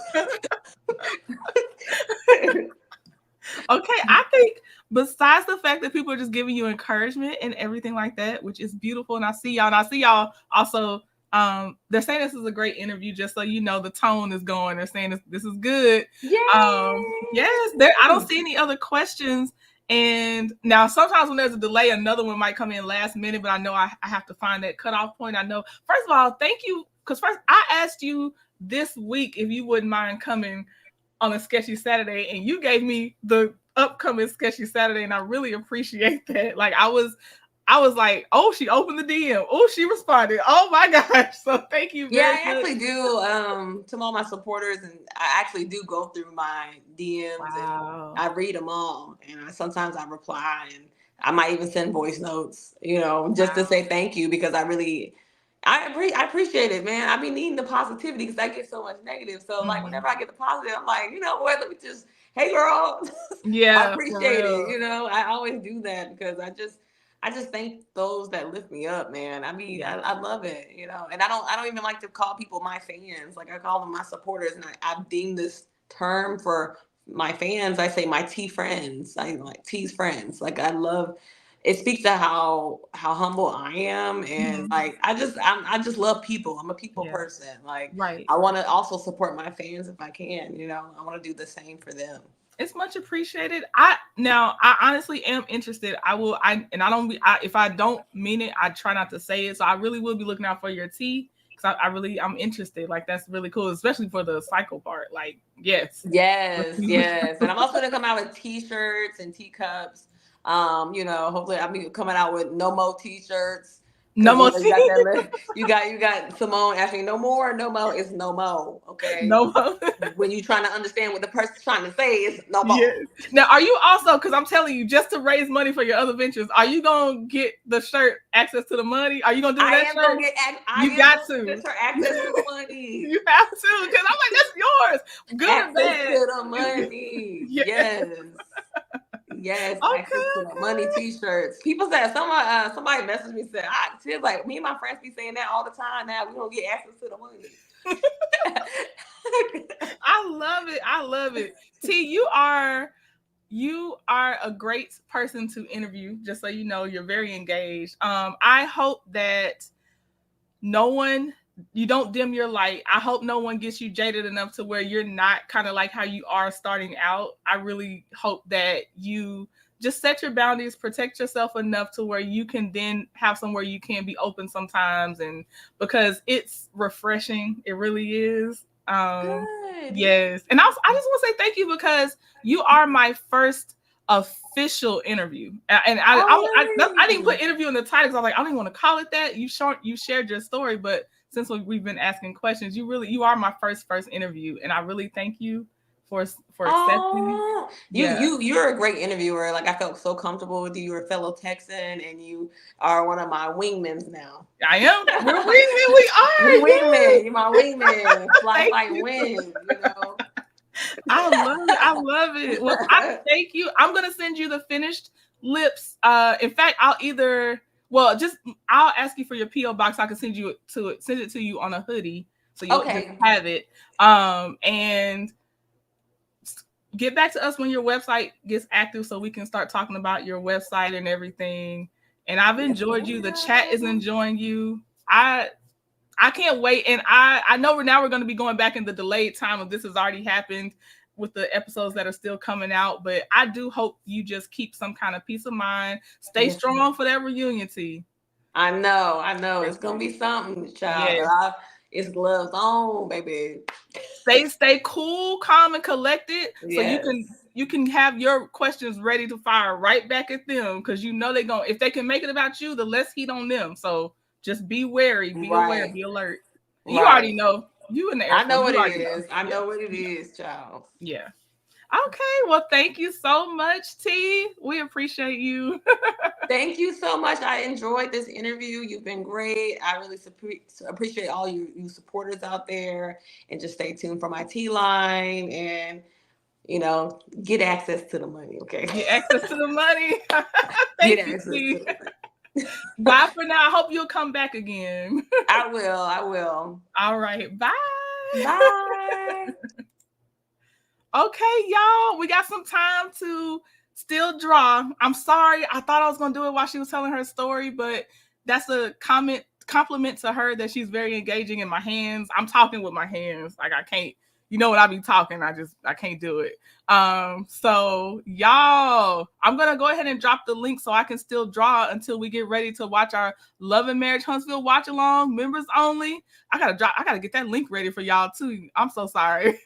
But I'll drop a link in members only for the Love and Marriage Huntsville watch along. Let me drop the link for the panel to come up if y'all just want to talk so I can sketch and we can still get some of this Sketchy Saturday going. And thank y'all. I see y'all saying it was a good interview. Thank you. Thank you so much. Oh, I appreciate y'all. I'll highlight the comments. Let me drop the link first, then I'll start highlighting the comments until we get enough people up here on the panel. So let me get this for y'all. Okay. Let's see here. And I see y'all. Yes. Shout out to my bourgeoisie as well as the people in the chat. I appreciate y'all. Replay gang. I know y'all gonna catch it later. I appreciate y'all. When you do catch it. Thank you, Kevin. Thank you so much. Cherie Marie said thoroughly enjoyed it. Thank you, Cherie. Okay, I got It's Chrissy time. Let me put my cover up. If you're able to pop, not you, Chrissy, because you're the first one up, but everybody after Chrissy, if you can, just pop your camera on just so I can see you're a real person. Otherwise, I'll have to interrupt everybody each time to make sure they're a real person before I let them up. Okay, is it Chrissy? Is that you? Yes, ma'am. Hey, sis. How are you? Good. Congratulations, girl. That was a fabulous interview. You did amazing. Thank you so much. And I love it when interviews are more conversational, and you definitely did that. Okay. Thank you. I appreciate that. Yes. What a comfortable watch. I was listening to a while. Well, I'm still at work, child, but it can wait. Girl, congratulations. I'm so proud of you. Hey, let me see if this is Braylon. Hold on one second. Okay, Braylon, is that you? Oh, I see you. Okay, thank you, Braylon. All right. Okay, Chrissy, it's still you until somebody else pop up. Yes, but I definitely enjoyed Sweet Tea. I like her openness to what she's going through as far as health wise and what she's battling. So that was definitely refreshing to hear her go through that and also give some helpful tips to someone who may not, or who may be going through it and may not know those tips. So I loved her openness. Now, I had my reservation about Sweet Tea at first now. Yep. Same. Me. I was the same. I did, because I was like, girl, you watch this show, girl. Stop it, girl. But the reason why I felt that, though, because I don't know, like when you talk to a guy, like especially an older guy, I wouldn't lead with, I can give you a baby. Like I would never lead with that. But when she said she Googled, I was like, okay, well, maybe that's how she knew. Maybe I don't know. So, Okay. But you did a fabulous job, sis. I'm gonna go ahead and drop it next. I'm still at work, but I'm still listening in the bushes. Chrissy, I appreciate you coming in from the bourgeoisie real fast. Yes, congratulations, girl. I'm so proud of you, and what a beautiful drawing you have working on. And I'll be here for the watch along. My first watch along, being a member girl, so I'll be in there acting up. Yes. Come on and show your behind out there. I'll see you later. I love you guys, and I'll be in the chat. Okay. Love you too. And thank y'all. I see the compliments coming in. I appreciate y'all so much. I do. I've always been grateful for the support. And okay, Braylon, it's up. You're up now. Well, first of all, I just have to say, job well done. Congratulations to you. I love the smile, looking beautiful. I have no problem. I have my reservations too. And I think with reality TV, sometimes how somebody comes in is how we judge them. You know what I mean? But I think sometimes if we just be still and really get to know somebody, we see that there's more than meets the eye, in the words of Optimus Mm-hmm. Prime. And what I really loved about it as well was the openness. And there was a celebrity named Molly Karam. She's on ESPN First Take, and she also has endometriosis. And really too, I wanted to come by first of all to support you as always. But number two, I have been learning so much that sometimes with me, sometimes I just need to shut my mouth and learn something. So I really did learn a lot from this, but I really just want to say congratulations on all your success. Been there since day one. Will continue to be here because you are truly an original. And shout out Woo Pig Suey Razorbacks for sure. So I love you, Trent, as always. Was it Pig Suey? Pig Suey Razorbacks. Okay, listen. Love you, Trent, and I mean that. Thank you. And Braylon, before you drop, before you drop down, Braylon, I'm gonna tell you this because this first time I think you've come up on the actual panel. You've been, in the chat section more than anything. Braylon, if you can grab a hold of your, how can I say it, responses, you got a long way to go, Braylon. You do. I know. If I'm saying it because I'm just trying to help. I ain't saying it like trying to be. But Braylon, I'm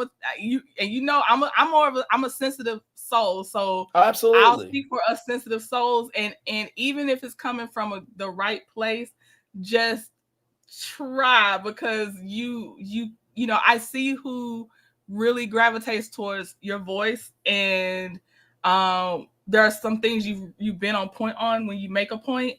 So if you hone in more on that and just don't pop off. You know what? First of all, let me just say this. Thank you for saying that. And I've said this to my little sister, and I'm taking my own advice.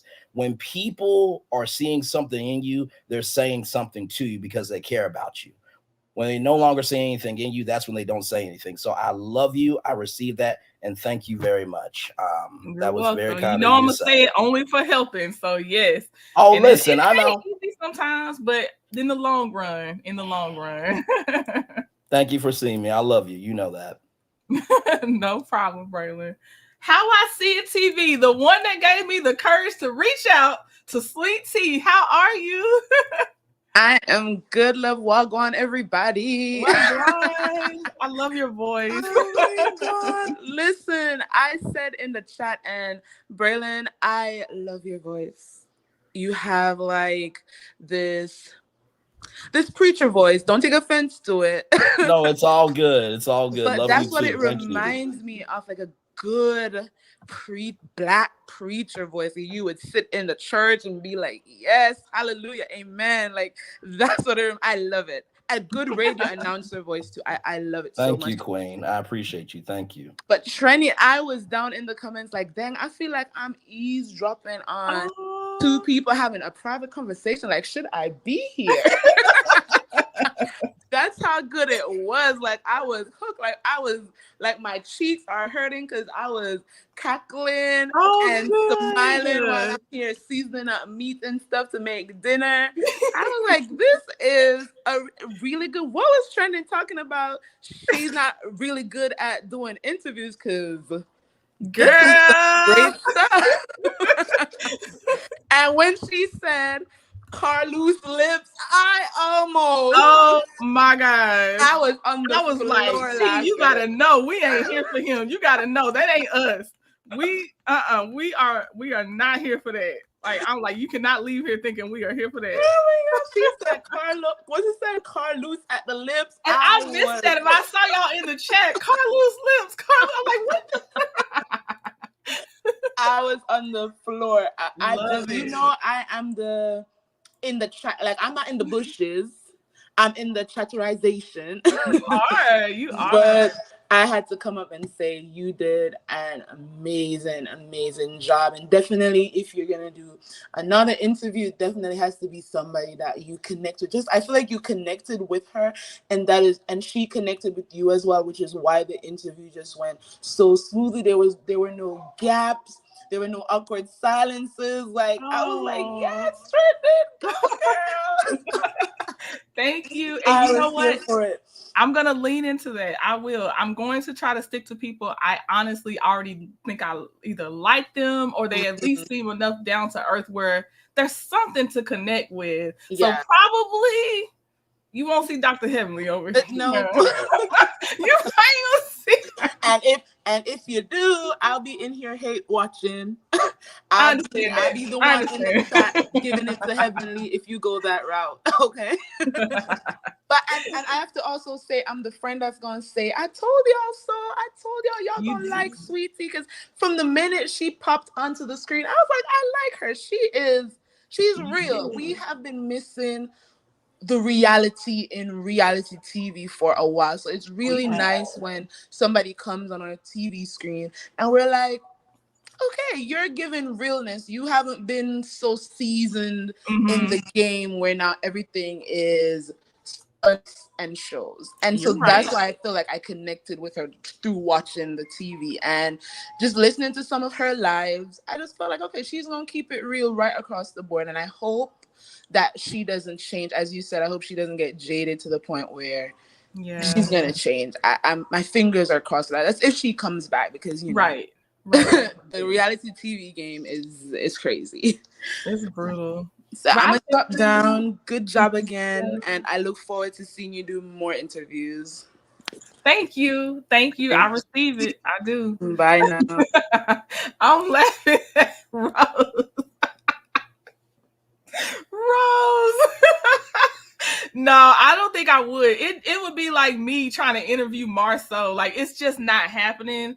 I will react to someone else that interviews Marceau or something. I can't, because I'm hoping there are enough people that I can just let me connect with them like that. Like, you know what I mean? But yes, shout out again to How I See It TV for any of the replay gang.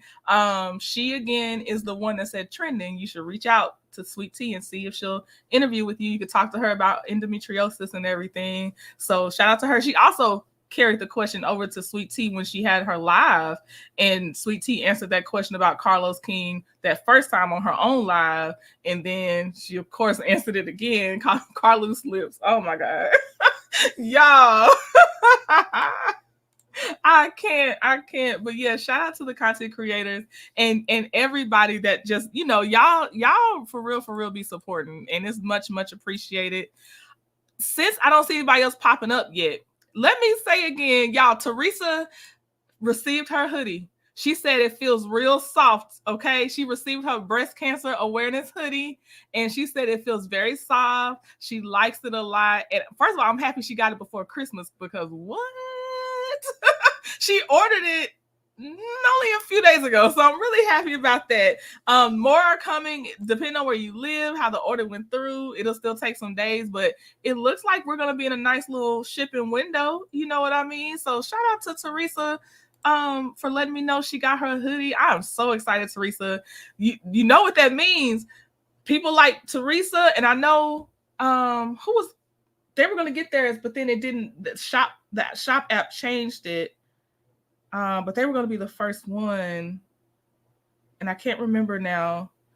They were the first to order too, but those reviews, that's looking good for the zodiac signs dropping. You know what I mean? And the other awareness lips dropping on the site. So I am so happy about that. And then that's not right. But just so I can show it, because I don't know how long the replay gang will last for this part, but the autistic adult please be patient hoodies and the t-shirt is out. If you would like to go get that from the shop, please definitely go check it out with the puzzle pieces. It represents autism awareness. I think that was a great suggestion that was made by Uppity Unicorn.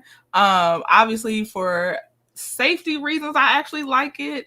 Also just for normal, or I should say the average social interaction that someone's going to have, no matter where they have to interact, knowing, you know, it's kind of like saying, like, look, so you can be prepared for this type of interaction and not prejudge me, not knowing my condition or things like that. So I really like that. So shout out to Uppity Unicorn, also a content creator. Okay, Sweet Rose, have a good evening and you be safe as well. Yes. And let me pop the trunk for the super chats that came through. Hold on, because we got to go. We going. All right, we going. What a money reside. What a money reside. What a money reside. What a money reside. We going, y'all. I appreciate the super chats, my sweet sis, and Peaceful Journey. Oh, Peaceful Journey, welcome to the Trendy Tribe. Oh, bring it in. Starting from the bottom, now we're here. Yeah, welcome. And Ebony the Best, also a content creator. Thank you for my super sticker. I saw it, so I popped the trunk for you as well. But yes, I definitely appreciate y'all. Thank you for the interaction, the feedback as it was going. Man, we're still here until 7:45 Eastern Standard Time, so I'm gonna be sketching. So if I have any link hitters for the panel, y'all can and also let me well, y'all see the link if you want to come up. If not, I'm gonna find something to run my mouth about while I sit here and sketch. Peaches and Cream. Oh, I will buy these for my two boys. Yeah, shout out to my sis, Peaches and Cream. That's my big sis right there. The one that educated us on some resources and everything. I definitely appreciate you. You know, y'all that shared your stories helped me warm up to this, and I don't forget that. So I definitely appreciate you for coming up and sharing your stories over these last few months. Where will the watch along be? Girl, Chrissy, okay. You're gonna have, okay, it's gonna be through StreamYard directly. And what I do is once you become, oh, you are a member, Chrissy, Lord, I'm dropping a link on the YouTube members tab to go straight to the watch along, and then I drop one on Patreon so that way y'all just go straight to watching it with me on StreamYard, so we don't have to worry about copyright stuff and everything. So watch out for the link on there. It'll probably be dropped at about 7:45 tonight, just because of the fact that I'm already live and I don't want to create the dead space for the replay gang. But unless I get a panel up here, then I'll go create it while the panel's up here talking. But yeah, I'm gonna drop it on the members tab on the community page. Since you're a member through YouTube, it'll be on the community wall by 7:45 ish, and then Patreon it'll be there. Hold on one second, y'all.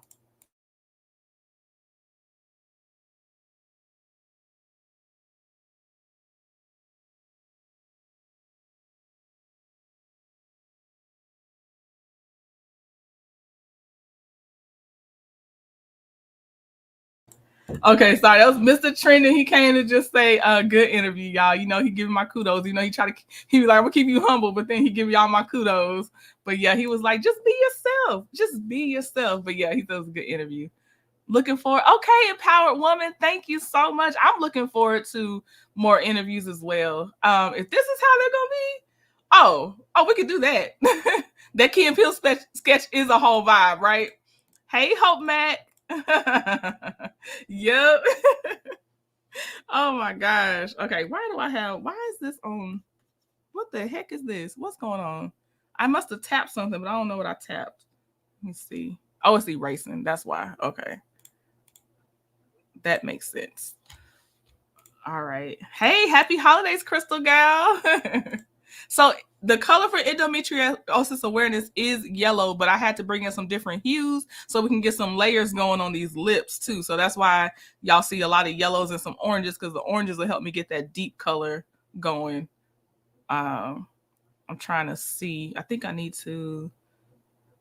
What do I want to do? Okay. Yeah, I see where it's going. I just got to actually do it. And if I don't finish these today, I told y'all I won't rush it. I'm going to finish it because we're going for quality, not speed. So yes, because when I put them out on the hoodies, I want to make sure that they're good. But yeah, this is yeah, Sweet Tea set the tone. She set the tone. I don't know how I thought it was going to go. And even if I thought it was going to be good, I didn't know we were going to have that flow. So I'm very happy about the flow. Like really, really, really pleasantly surprised about that.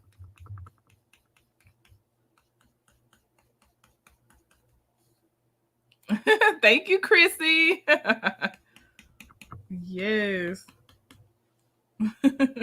Oh, you said Mr. Trenton. Oh, yeah. Don't give him too much kudos. I'm playing. I'm kidding. Okay. We need some deep color for the top lip. Let's see here. Yeah, I was like, okay, I had to pull back because I was ready to just give her more about Carlos and all kinds of stuff. Like, but she is not here for that. She is not here for that. She already don't care for him, so she know what time it is. So I was like, just pull back before this becomes a Love and Marriage Hospital interview. I had plenty to say. But yeah. Oh man. Yeah, but y'all, I really did think that was a weird mind FUCK with Dr. Heavenly talking about, I'm sorry, I didn't know it was this bad after the scene with Quad. And I'm like, that's why, don't be weird. Just at least stand in it once you create it. Like, it's weird. That's real. It's just weird. Like, what are you doing? Like, what is this supposed to accomplish? Like, you are too astute and aware. Like, I guess you just don't think we're aware as well. That has to be what it is. Because I'm like, what is going on right now? I do not understand what is happening. Or what are you trying to accomplish with this? Because we will not be fooled with this.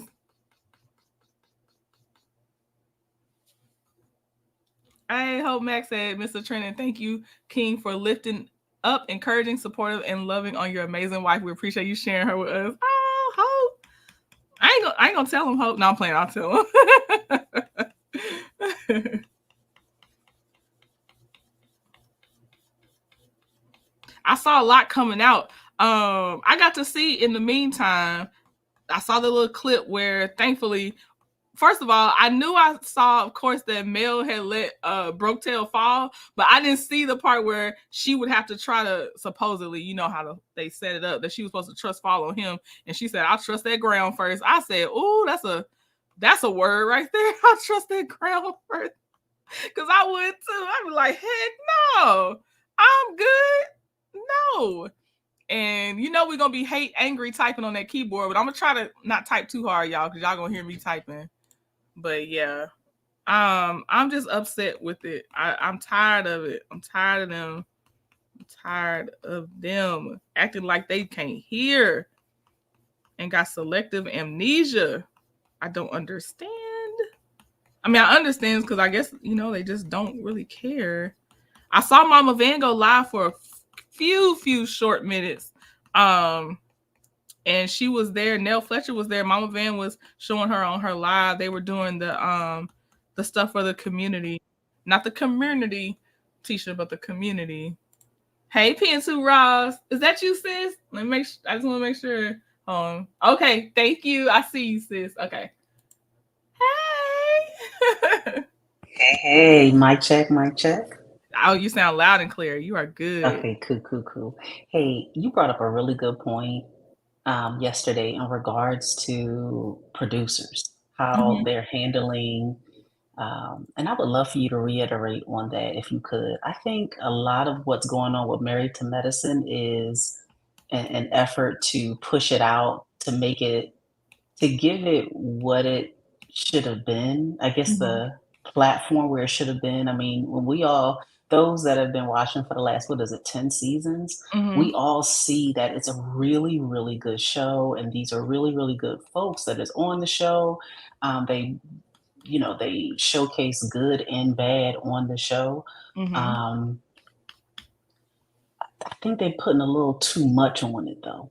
And I think we also need to, I agree with you in your point yesterday. I believe you said it needs to be a switch out of the producers. I don't think they have the range anymore. Right. And the old way of doing things is really not working. I mean, it's so predictable. Yeah.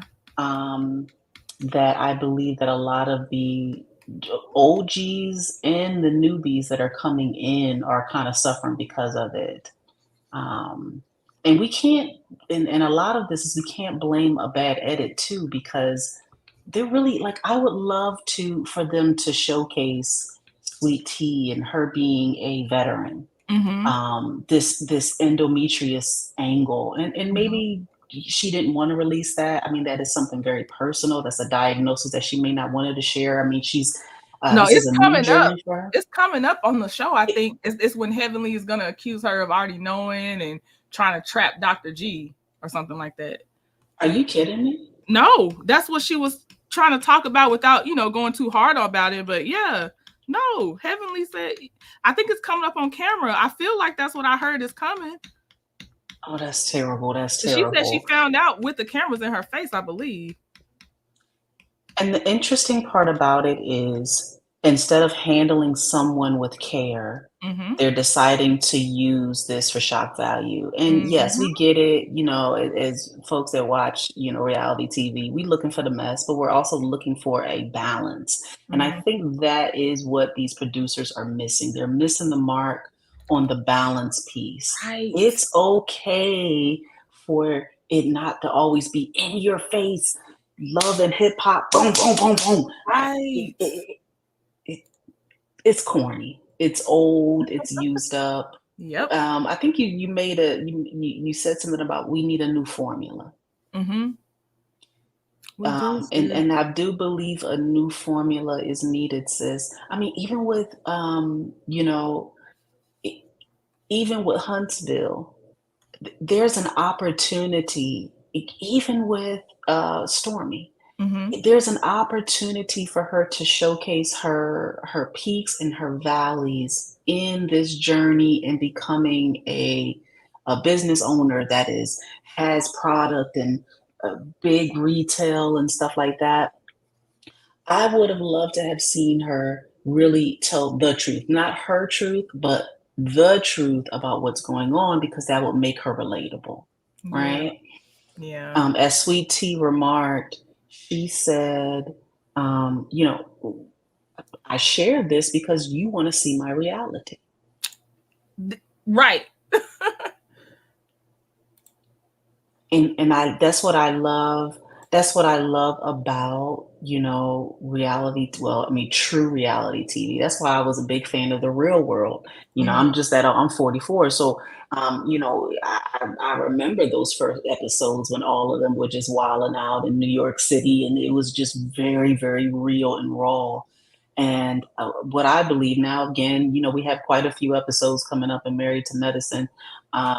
But I miss that rawness, and that's something that Sweet Tea can bring. It's fresh, it's new, and I Mm-hmm. really, really hope that she gets the best edit there. Mm-hmm. Mm-hmm. Yeah. So I just wanted to. I appreciated when you said that we need a new formula, Yeah. because a lot of this is getting real corny and old to me. Yeah. Yep. And it's like, for me, you're just telling that you don't have anything when you start falling back into this. You don't have anything. And for the ones thriving in it, they don't have anything. So like right now, Dr. Heavenly, if you have something, you just don't want to share it. Therefore, you don't really have anything, because we're not going to see it, because you don't want to share it anyway. Because the ones that have something and are willing to show it, I feel like they're showing it, except for sometimes when the producers choose that it's not salacious enough, I guess, or whatever. But yeah, it's not. This is not it anymore. We see right through it. We're tired of it. We don't want this anymore. But yeah, I agree, sis. I think it's just yeah, I'm scratching my chin as we speak. It's just, and I've said corny, and I don't want to become long-winded in my points, but it's getting tiring. I find myself, and this is probably a good thing, wanting to read books more. Right. TV, you know what I mean?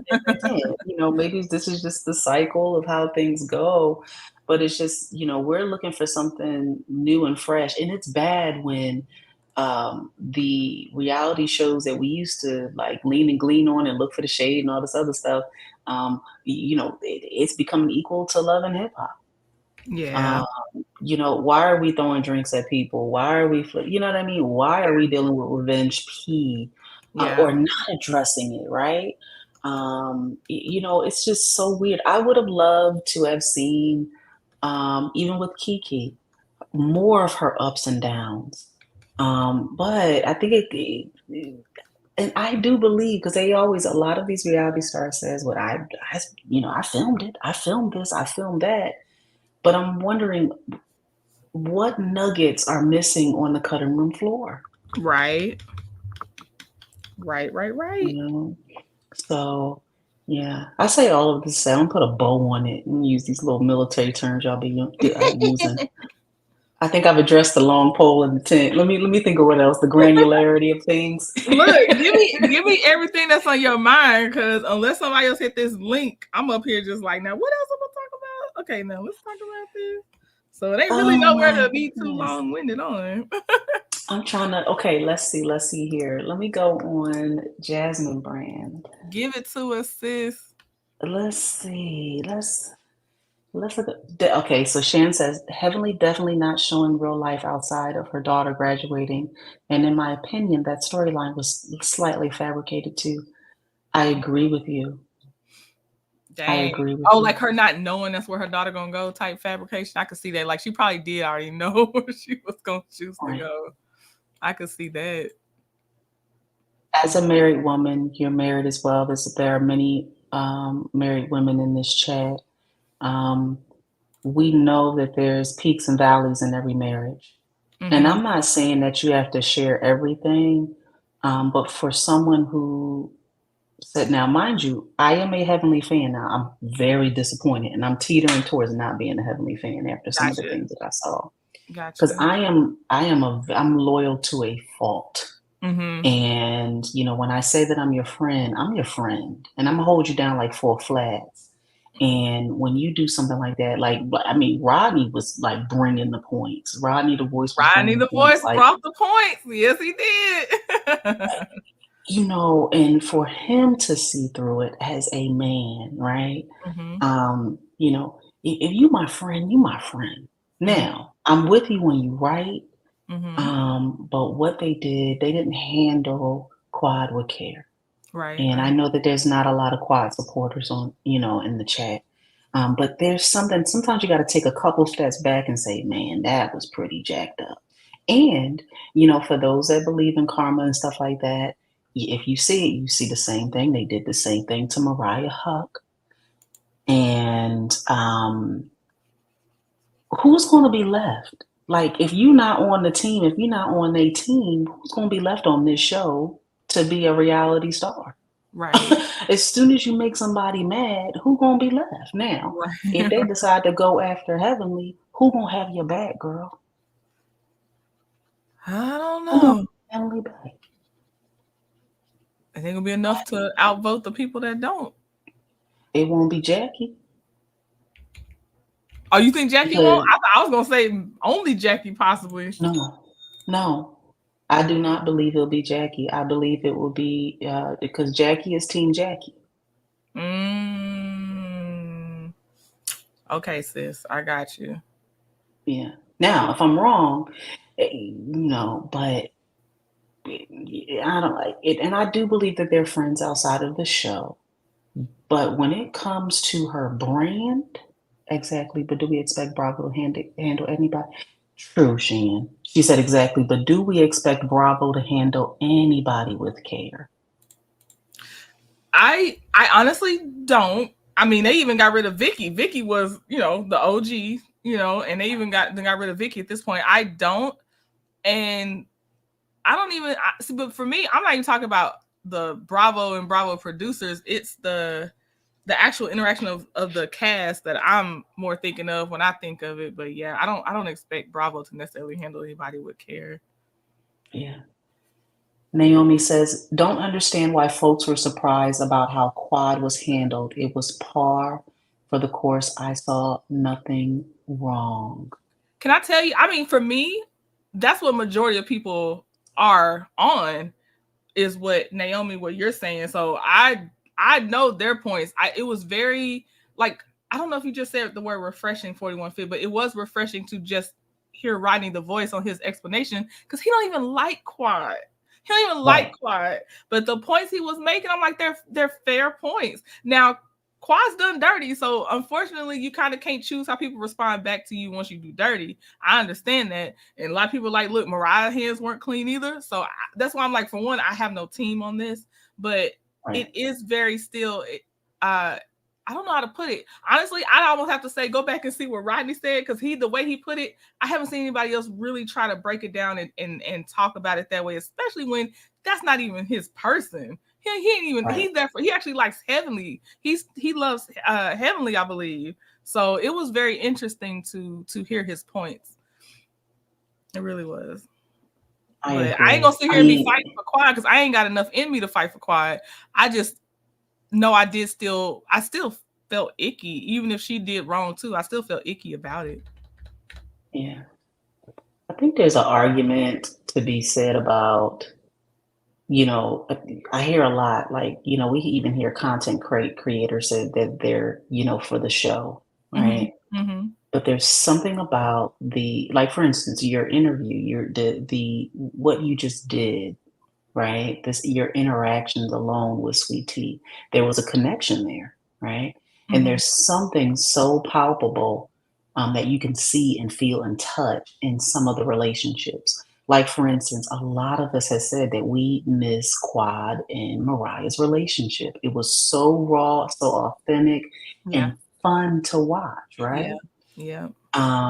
So there's something to be said about actually having real authentic relationships with the people that you are working with. This is not, and I get it. Like, for instance, on the opposite end, what Dr. Mel is dealing with her castmates and stuff like that. But I do believe that there are still some genuine connections between her and even those that, have kind of wronged her.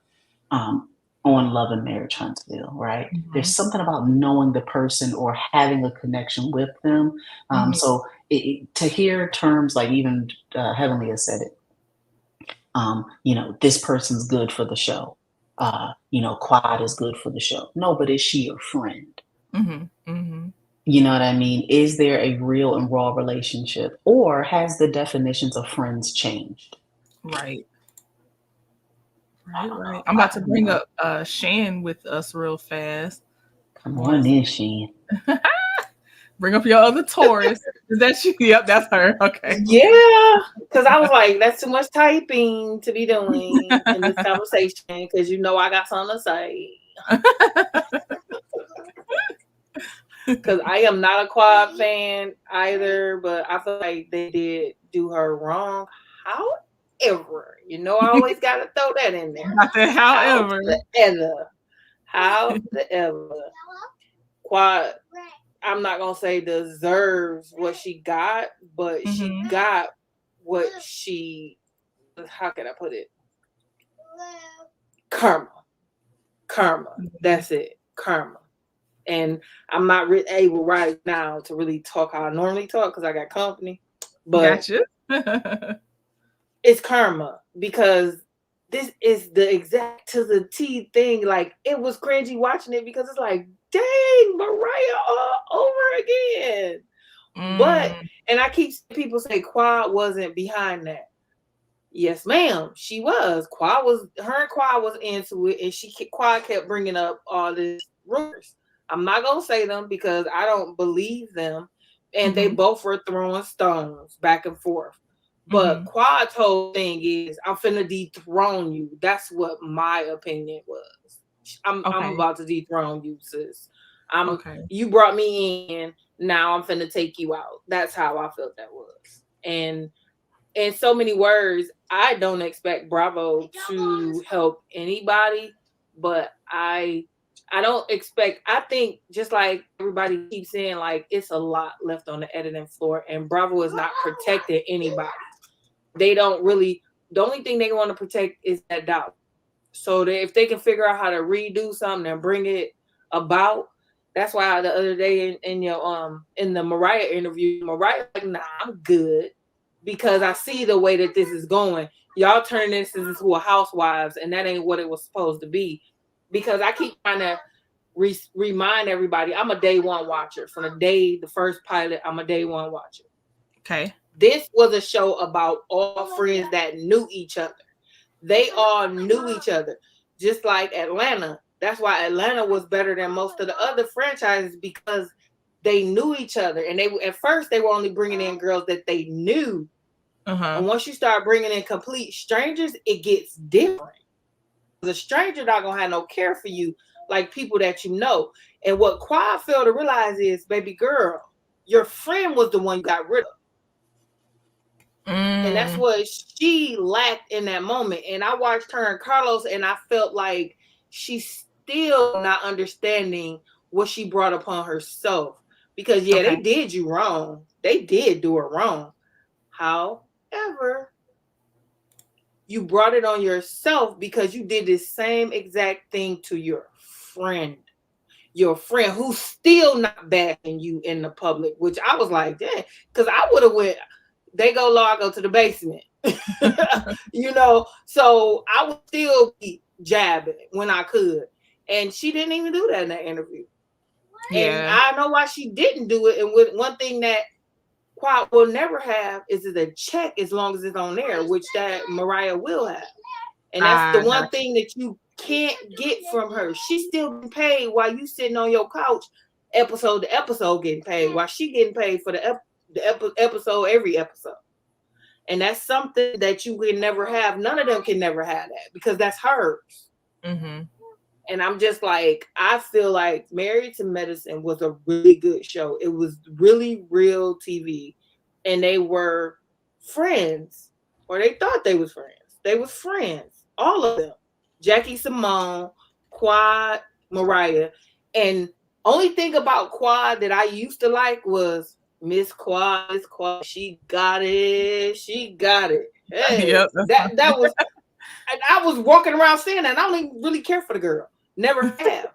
But I liked when Mariah used to always hype her girl up when she walked in the room. Now I'm like, that's the stuff me and my friends do when I see girls that I went to high school with or something. I'm like, hey, that's so, that long-term thing. And I'm just like, I don't understand why they're trying to move the needle with Married to Medicine. Just promote it because it's something that's not out here now. It's pretty much real. Even though Heavenly is not and never has been. Because when Sweet Tea said she bust her husband aside the head, I was like, ooh, child. I said, I can see that. And all that stuff she be giving us, girl, bye. We know anybody like 41 just said, anybody that's married, no. It ain't all peaches and cream. Mm-hmm. It's always something. I'm not saying turmoil, but everybody has something that they go through in their marriage because that's just normal. Mm-hmm. That's normal. And anybody that say, oh, we just great, we never get into it, there's something wrong over there. So what is the real problem over there? Because all of my married friends said the same thing I said. Some of them don't. Let me stop that because we kind of weird. But because the one thing I do say, and I had to stop that because my friend, she don't never that. I say at least once a month I'll be ready for a divorce. And my other friend be like, once a month? I'm like, yeah, once a month. And she was like, that's too much. I was like, but y'all know me. I'm different. We different. It's a different thing going on over here. And I'm ready for it, but it ain't gonna happen. We already know that. It's just like he getting on my nerves that bad. That I'm like, what would we have to do if we gonna get divorced? But I don't take it no further than there.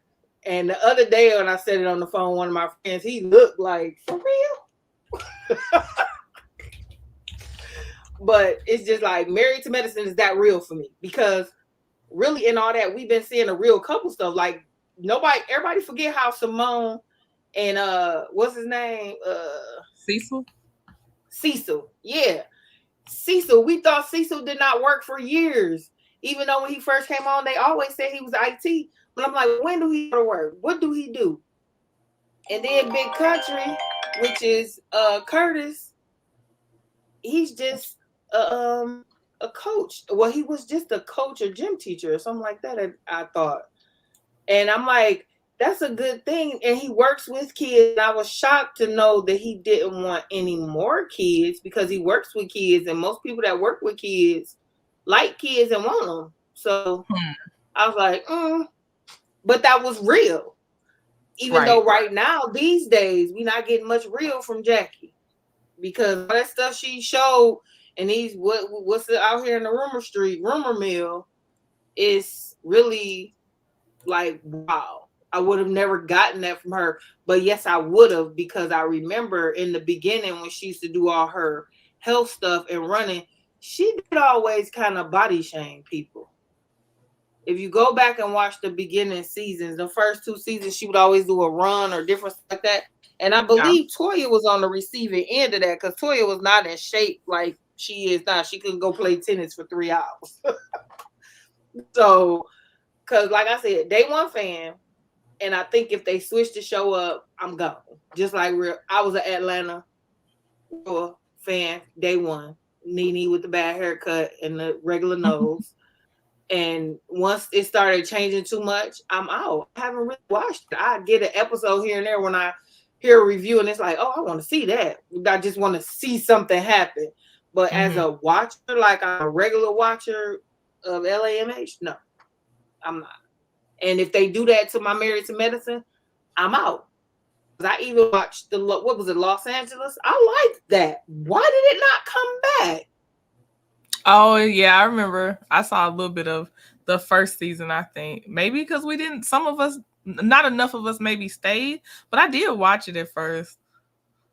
I liked it. I watched it because of the little guy, the little doctor. He tickled me. The little doctor. Can't think of what his name was. He was kind of short. What was his name? He's actually really good. My bad. Wasn't his wife a therapist? Was that the one with the therapist? The wife? Like his wife. Only one I can remember. Oh no, he was the doctor. Decide on her house, on which house they was gonna be in. That's the only one I can remember. Like she had 50-11 jobs, and he was a doctor, right? It was something like that. Yeah, let me look him up. I think I know who you're talking about because he had his hair. He kept his hair gelled up. Look like. Yeah, he had real good edges, like the Lord of Glory react dude. He got real nice edges. Look like he kept them. I can't do it. He had finger waves, no joking. He kept his edges. We have a question from the chat, y'all. Okay. So Clarissa says, I'm late, but do y'all think it's weird? She told that man she was going to give him a baby, but she knew she had the condition. Now, you late, Clarissa, because we did actually cover that, and she's not infertile. She's not infertile. And she did not know she had endometriosis at the time either. She was diagnosed via, I believe, Dr. Simone referring her because she seemed to have signs of it. No, Clarissa, please go back and watch the replay and see if some of your questions might be answered, because I really feel like she did address that. And I don't. And you know what? What? Oh, I'm sorry. I didn't want to cut you off, but also the way she explained it, we can see it happening on the show, but they clipped it out. How do you clip out something that when your 98% of your audience is women? Because remember when she said Simone sent her? Remember they lost the plot. They had the plot. Right. Remember when they had that meeting after the honeymoon and Simone told her, "Talk. We gonna talk. You come see me." Sounds like from her story. That's when Simone sent her. So it's like, I remember that. Yep. So it's like, I don't understand what is going on, because obviously Simone had already had some maybe thoughts, and that's when they had into it at the engagement party, where Simone was like, I've already referred her to somebody, she'll go see them when she get in. And the wait was like months. The wait was like months. Remember, she said, I'll get in when I made an appointment, but her appointment hadn't happened. But when she came, then we press a little forward after the wedding. Think about it, y'all. They missed that. Oh my God, they missed that moment. That would have been so. I don't get it. No, it would have, but and like you said, when has Bravo shown care? That goes back to your question you posed to us. Because yes, of course, that would have been great. Of course. But that it is so weird to me, Trending, and I'm sorry for interrupting you, dear.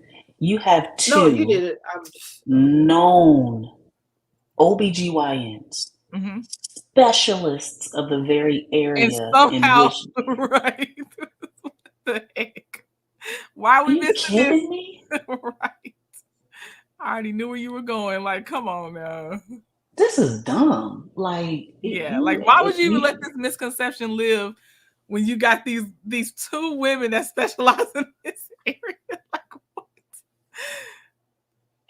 They got to do a refresh. I'm telling you, we need a refresh. And they producers need.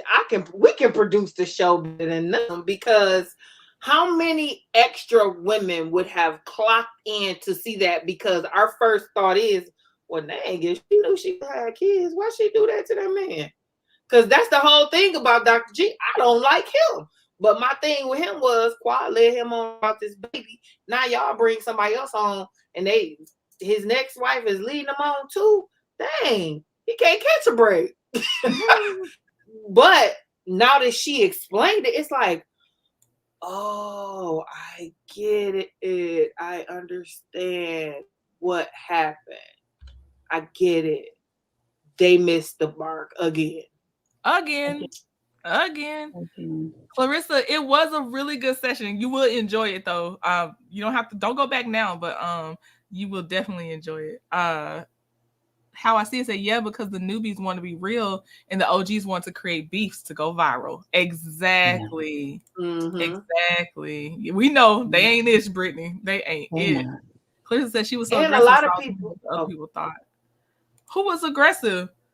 And in what way? When you say who was aggressive, in what way were they aggressive, Clarissa? But yeah. I'm telling you, I feel, and I know one time sitting down with somebody's gonna answer all the questions, but I do feel like it gives a good perspective. I do. And I feel like something else that most people don't pay attention to, because trending, we timeline people. We timeline. Yeah, we timeline. Yeah. Now, they hadn't talked to Quad all off season, so they know whether she was coming back or not. Right. So when Heavenly brought Convince, because they say Heavenly was the one that was the most convincing for G and Sweet Tea to get back on the show. So, but Heavenly's mind is, we gonna get you back, then Quad gonna come back, and we gonna throw some mess out there. Yeah. I really think in my mind that Dr. G was like, well, this just getting her a check. We finna get her a check. Quad gone. We finna get her a check. Because Quad people keep saying she was negotiating. How many people that negotiate and never starts? Most of the time they start filming, or they are really close to filming. They were already filming months ahead of time before Quad even came through. So most people like, oh, they knew Quad was going to be on there. No, they did not. In my opinion, as somebody that contracts and different stuff like that, you just don't do a contract like right now and get it. You know what I'm saying? It takes some time. It does. Yeah. So I feel like they were being told Quad ain't coming back, whereas Heavenly was being told, we trying to get Quad. Because if you listen to sometimes I go over there with her and Carlos. If you listen to some of the stuff Heavenly was saying, and then I listen to that awful interview with Quad, and it sounded like Heavenly knew the contents of Quad's negotiations. So I feel like in the background, they plotting and telling Heavenly what's going on with Quad, and they telling Sweet Tea, Quad ain't coming back.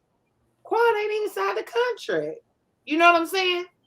But see, people don't realize, because listening to Sweet Tea, she's not about confrontation. That's why she said, no, I ain't doing that. That's too much. You know what I'm saying? She talking about her stressors at the DMV and all that. So that leads me to see she's not a confrontational person. So Quad being there would have kind of been like I don't know. And remember, G was telling her, just don't get in it. Whatever they doing with Quad, you don't get in it.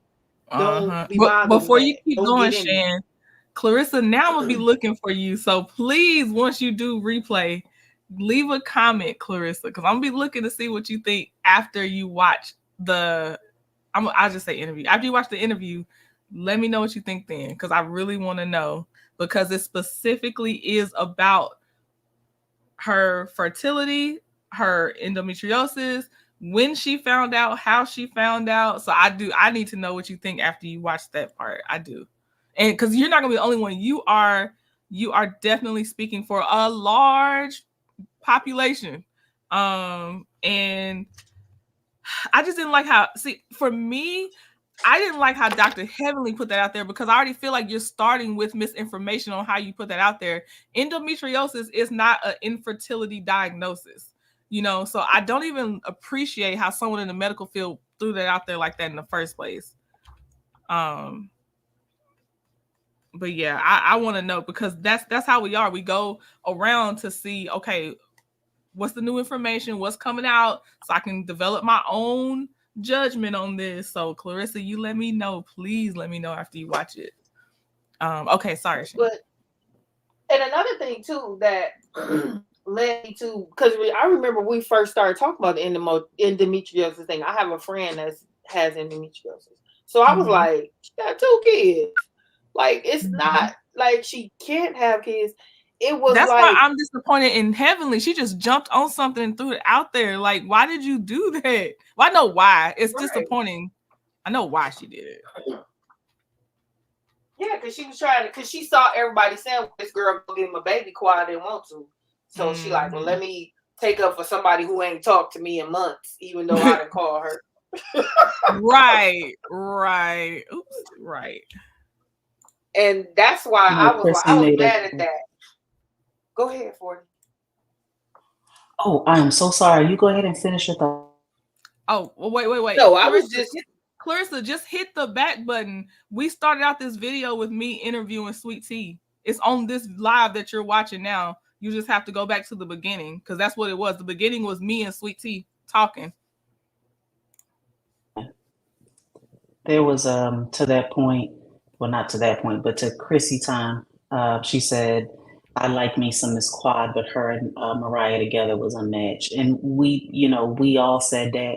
And that's the thing. I watch reality TV because it's fun to me. And I like relating to people that I see on my screen. And I also like learning from them. And to bring up the Quad interview, both parts 1 and 2, listen, I love me some Miss Quad because she do got it. Another missing opportunity, and I know it was mentioned in the earlier seasons, but her medical background, that she was a biology major, that she was in medical sales, and I know she mentioned it before, but there was some pieces that really they could have pulled that part of her life out, other than her, providing pet toys. Now, I'm a dog mom. Right. So I love dogs, but there's something about those other relatable pieces, us seeing, and this is no offense to anybody that, is not a woman of color, but just seeing these fabulous women of color on this screen. You're not just a wife. And even if you are just a stay-at-home mom, that's good too. But seeing these fabulous people on the screen, seeing her and Mariah and stuff like that. But one thing, and I'm going to say this, it pissed me off to no end during that interview, was the long monologues prior to answering the question. Please just answer the question. Answer the question. Get to the point. Now, I like the interview, but I did not like it. And so I'm pausing here. Sorry, because I'm just doing the same thing that I'm accusing her of. What I would have liked to have seen is, as Chrissy said, the accountability piece. Yeah. Own some of what you did in this as well. We know that there are no clean hands across the board for any of these ladies. Jackie has been shady. Toya has been shady. Mariah, all of them has been shady. Otherwise, they wouldn't be on this show. Right? They wouldn't be good TV if there wasn't some shade that came in. But then there are some pieces like what Shan was bringing up and what you also brought up. If there's no connectivity while the cameras are down, then there's going to be some issues. Right? And there are some issues of the things that you didn't do. People can, a lot of them bring up the sister circle thing. Now, why it bothered Jackie, I don't know. That was weird to me because I never thought of Jackie really being a true friend to Quad. So her being upset about it, but Toya maybe and some of the other people, because they were probably reaching out when the cameras were down to have a relationship with Quad so things could be more genuine and authentic. But yeah, I would love to see more of her, but I want to see some other stuff. I want to see, I don't want this to be Quad's last season, but I also want for her to be real. And again, I want to connect to the realness and even to her eating crow. There's something about telling the truth about what's going on in your life that makes it more authentic to me. Now, I can't speak for everybody else on here, but I'm tired, even for Heavenly. We know Daddy is not perfect. No, ma'am. Your kids aren't perfect. Your life is not perfect. I'm not saying that you got to spill all the tea, but give us a little bit, right?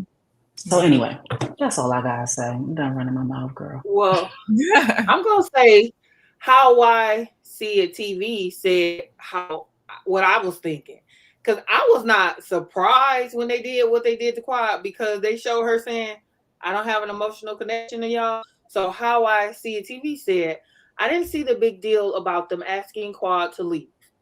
They invited her there. She said she had no emotional connection to them. And on that note, they said she should lead the trip, not the group per se. So I kind of agree with that, because if you don't have no emotional connection with you, I'm telling you, this is big for me. You sit here lying in my face, because I feel like that's a lie for you to tell Toya, I'm here for you. I feel like Quad was acting. I've seen a couple of her little cameos to feel like Quad was acting there and on the interview with CK, but okay. But I'm here to support you and da-da-da. No, Quad, you're there to get a check, sis, because if this is supposed to be a real friend group, and you have not talked to them, even while you're negotiating, something's up. Because you know what it took me back to? Took me back to Love and Marriage DC, where Monique skirted out on them. Y'all not real friends. Yeah. Because you didn't, while you was negotiating, you didn't talk to them.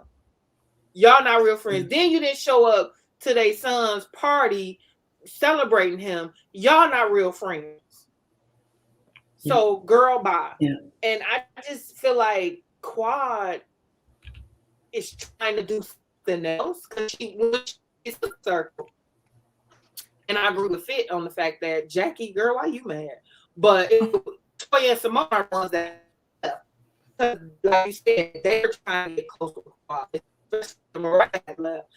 Okay, we're trying to build the thing with you, because we weren't that close with Mariah, because it was Toya and Simone that didn't like Mariah either. So okay, Mariah gone, we trying to build with you. That girl, when that girl got up there and said that thing about Sister Circle, that hurt my feelings. I'm telling y'all.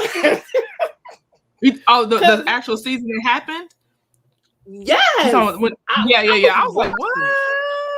Yeah. Because you just met these chicks months ago. Literally, she hadn't even been on. It wasn't even 6 months. Like, you've been on Sister Circle for how long? Are they still close too? Because that's the thing too. You got to judge if you still close after the job ends, because it's easy to be in daily contact with people you working with every day. But if that job, so are they close now? Quad on nothing of Selena Johnson's. How about that? The other young lady, I don't follow her, but I'm a Selena Johnson fan from when she was on R&B Divas, which was Taz and Carlos's show. Okay. My bad, my phone rang. Is she now? Well, I think that got canceled too. But was she on the thing with Vivica Fox and Claudia Jordan? Was Selena Johnson on that? Was that her on that Fox Soul thing? No, that wasn't her. Oh, okay. Not that I know of. Not that I know of. Because I generally follow her because she's so like. Is she a singer? Yeah. She's like not Jill. She's kind of a Jill Scott, Angie Stone type singer. Okay. Really bluesy, Nina Simone-ish type. Okay. So she may have been, but I like Claudia Jordan or Vivica Fox, so I ain't checking for nothing they do. So I don't know. Well, it was on Fox Soul, and I thought she was the other person, but I can't remember for sure. Because if I saw Selena was doing something, I probably would have watched. Because I watched Sister Circle, and Selena was gone a lot because she was off performing. So I kind of stopped watching because I'm like, I don't want to watch Quad. And this other young lady, I saw her in some shows, so I'm like, in some TV movies, but I'm like, I don't want to watch them. I'm good. So, but I'm like, I have no sympathy for Miss Quad. But she got it. She got it. But she got it? Oh my God. Because after the After the CK interview, she promoted her things. And I think that's why she wanted back on the show, so she could promote her things and try to get away from that. I think that's her end goal. And that should be everybody's end goal, not to sit up on dang on reality TV show for 30 years like Candy. Right. That should be the end goal, just to sit there. But even though Candy got other stuff going on, like at some point you outgrow that. Like Mariah has outgrown that. Like it's, come on now. But I'm gonna pop the trunk real fast, Shan. Shout out to Patricia Ellis Robin for my cash out. I see it. I'm popping the trunk. All right, we going. What a money reside. What a money reside. What a money reside. What a money reside. Thank you so much. Okay, Tyrone, thank you. She was on the show with Claudia, Vivica, and Lisa Ray. She must have not been there a lot. She was. Was she there a lot? Because I know I seen that lineup, but I just seen Claudia, Vivica, and Lisa Ray before. Yeah, I never knew. She's actually been involved in some of her hot takes, I guess, and some were controversial because most time I see them pop up in blogs because of that. Yeah, she was there. Okay, because I knew that was a trio: Claudia, Vivica, and Lisa Ray. But I didn't know she was part of that. Between Lisa Ray and it seemed like Selena, I feel like they always went viral for the wrong reasons. I don't know, where was that, girl? I don't know, but I remember. Thank you, Tyrone. But I think fit, because I'm about to have to be out too. My company got to wrap it up, get ready to go home. It's okay. I'll figure out a way. Either somebody gonna come up later, or we're gonna figure out a way to make it through. I only got 20 more minutes. We can make it. I like that. I like how you inverted that, because I remember those other lips. I like how you inverted that. Which ones? How did I invert it? The orange with the yellow highlight. I remember. Oh yeah, the color. Yes. Thank you. Because I was like, that yellow, it has to pop, but it's gonna need something to make it look like it's popping more. So yes, I'm very happy with this. I like that. Thank you. I could do that on a shirt, on a hoodie. You could, because that's what's coming. Yeah. I have to do a special discount code. I'll see you, sis, 41 Fit. I have to do a special discount code for the Sweet Tea interview. I'll probably, you know what? I'll just make it expire after a certain time frame. Let me see. In fact, I'll just make it simple. This will be the discount code, y'all. So if you're in the chat, you'll see it. If you're not in the chat and you come back for the replay later. Now, if you come back for the next couple days, week, don't miss it. But after that, it's gonna be dead. It ain't gonna work no more. But right now, it's gonna be live until it's not live no more. So y'all, that's y'all's code if you're looking at the chat. And I should have chat replay on. So yes. So that'll be the code just for the Endometriosis Awareness hoodies. Yeah. That's so sweet. That is so sweet. I have a question for the panel in the chat. Is it one of your famous type questions? Right. Because you know her questions get y'all going, and we only got 20 minutes. I love it. Well, only you and she are up here, so that's good. So, okay. Go ahead, 41 Fit. Hey, Z Frenchie. Hey, Z Frenchie. What are some things y'all want to leave in 2023? Go. Ooh. Miss Wanda.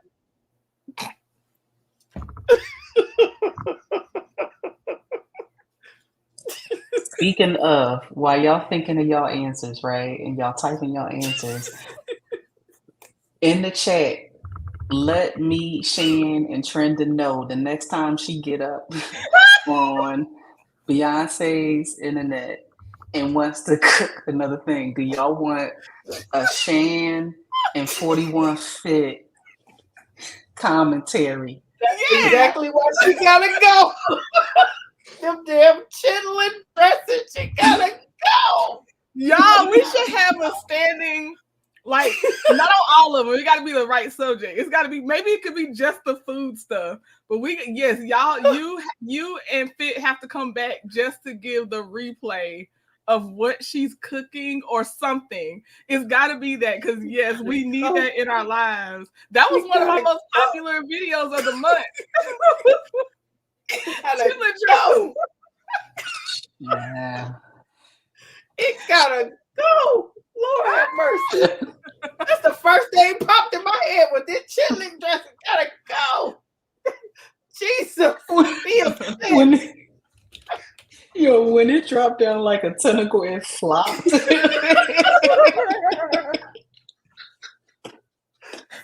told you she was going to do it.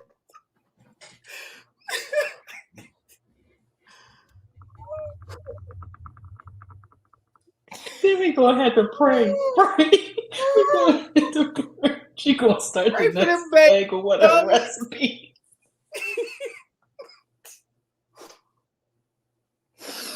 Yeah, it's coming back. 2024 might be a lot of commentary. I'm gonna have to catch some still images so I can say it's for, it's for reuse purposes, it's for critiquing. And yes, we're gonna have to, y'all gotta have some visuals next time to go along with this commentary. Oh my gosh. Ooh, child. Yes. Oh my God. She didn't rinse them babies off or nothing. They was slimy. I knew she was gonna do it. I knew this question was gonna be. I knew it, 41.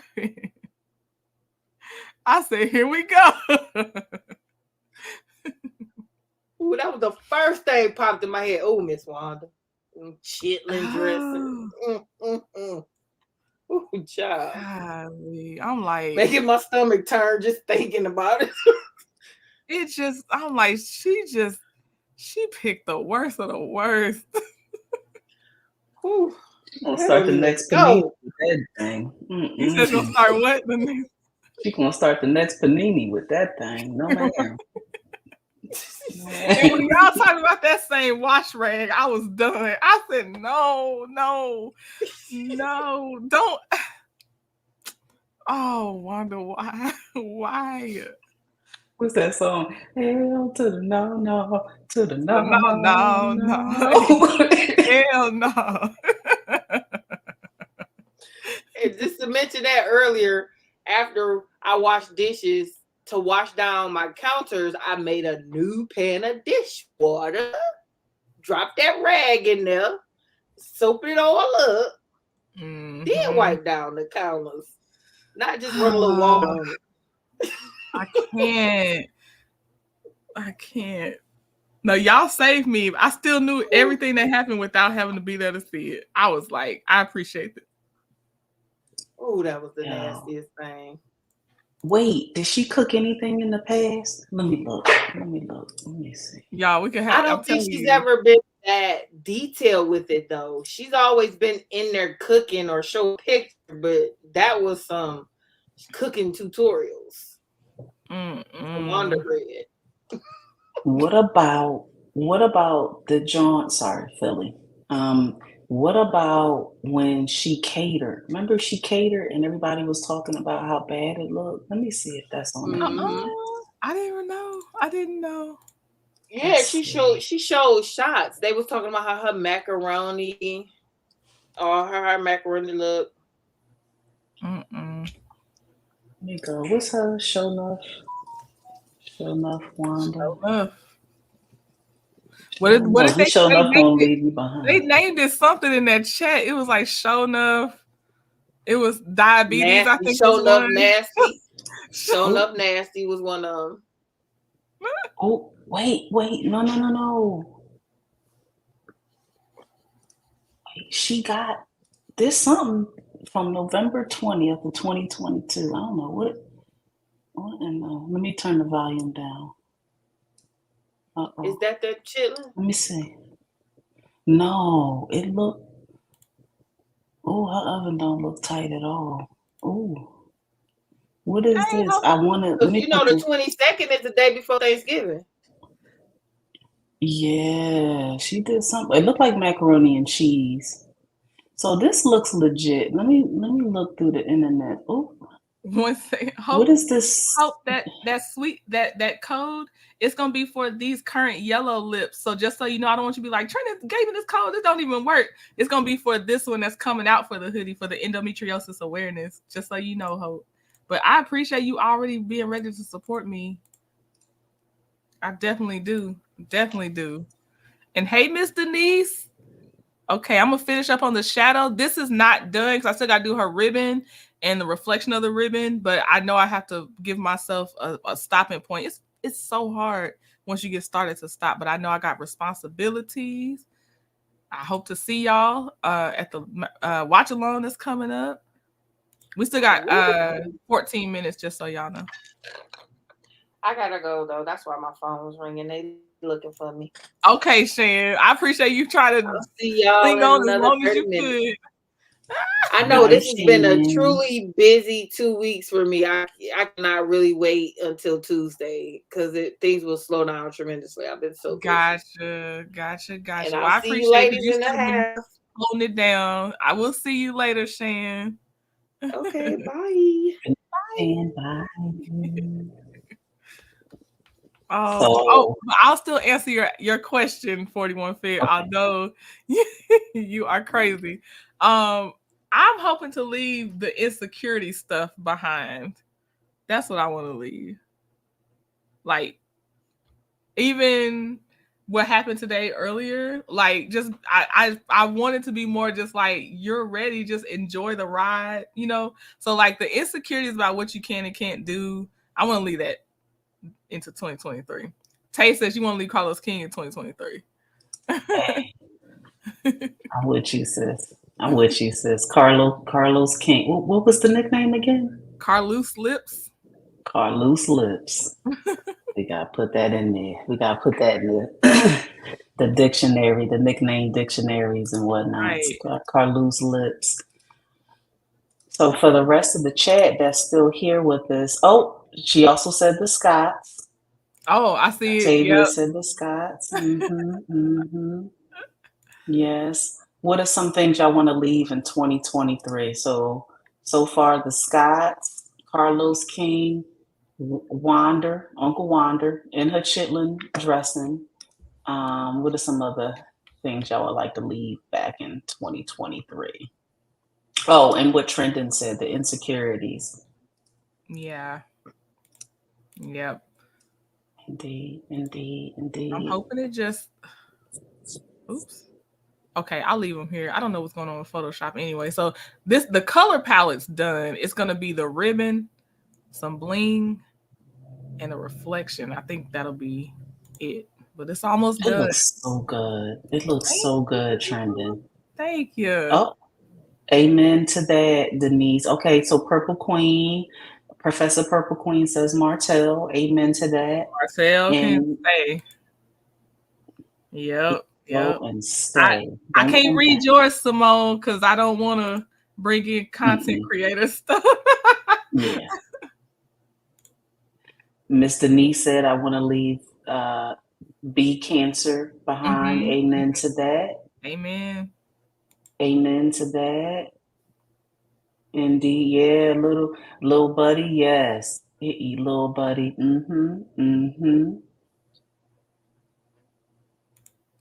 Yep. Because and another thing, I want to, well, I can't say I want to leave, but I'll say this. I want to follow the footsteps of, I told y'all my unofficial mentor is Chit Chat. I also look to Queen Sheba as an example. I look to Diana Rose as an example. I don't want to carry other people's messy bones. That's why even when I started my channel, before there was anything that I would even have remotely been involved in, I'm like, look, where they having it, let them have it over there. That's why I'm out of my DMs now, because you can't tell. You just can't tell. Thank you, Big Sis Peaches and Cream. Thank you so much. So I'm watching the interview, and Sweet Tea did say she suffered from fibroids in her 20s. Okay, Clarissa. Okay. Oh, yeah. People with negative energy. Yes, Tyrone Smith. Leaving people with negative energy, just yes. Because if like a good thing. I just I get you, Tyrone. I get you. And there's so many areas that applies. That's why I'm getting tongue tied, because it applies in so many areas. I agree. Indeed. And Trendon, I said this to you behind the scenes, but I'm gonna say it to you in front of all 107 people that I see on this live right now. You're built for this, dear. You are built for this. And I'm so proud of this interview that you did tonight. And yes, I'm just so happy and just full of joy that you were able to, and it felt it just flowed so naturally. So excellent job, sweet sis. Excellent job on the interview. And again, you're built for this. You bring such a peace and joy to people around you in this space where there's so much craziness going on around that people, you truly are a breath of fresh air, Trending. So really, just a pleasure to be a part of this journey with you, and just more to come. Just walk in it. Yes, you're right. Walk in it. You're right.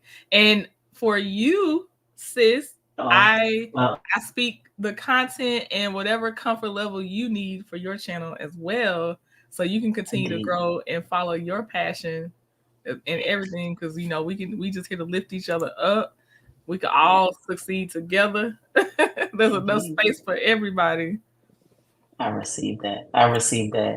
And I love the no negativity at all, only light hearts. Light hearts. That's it.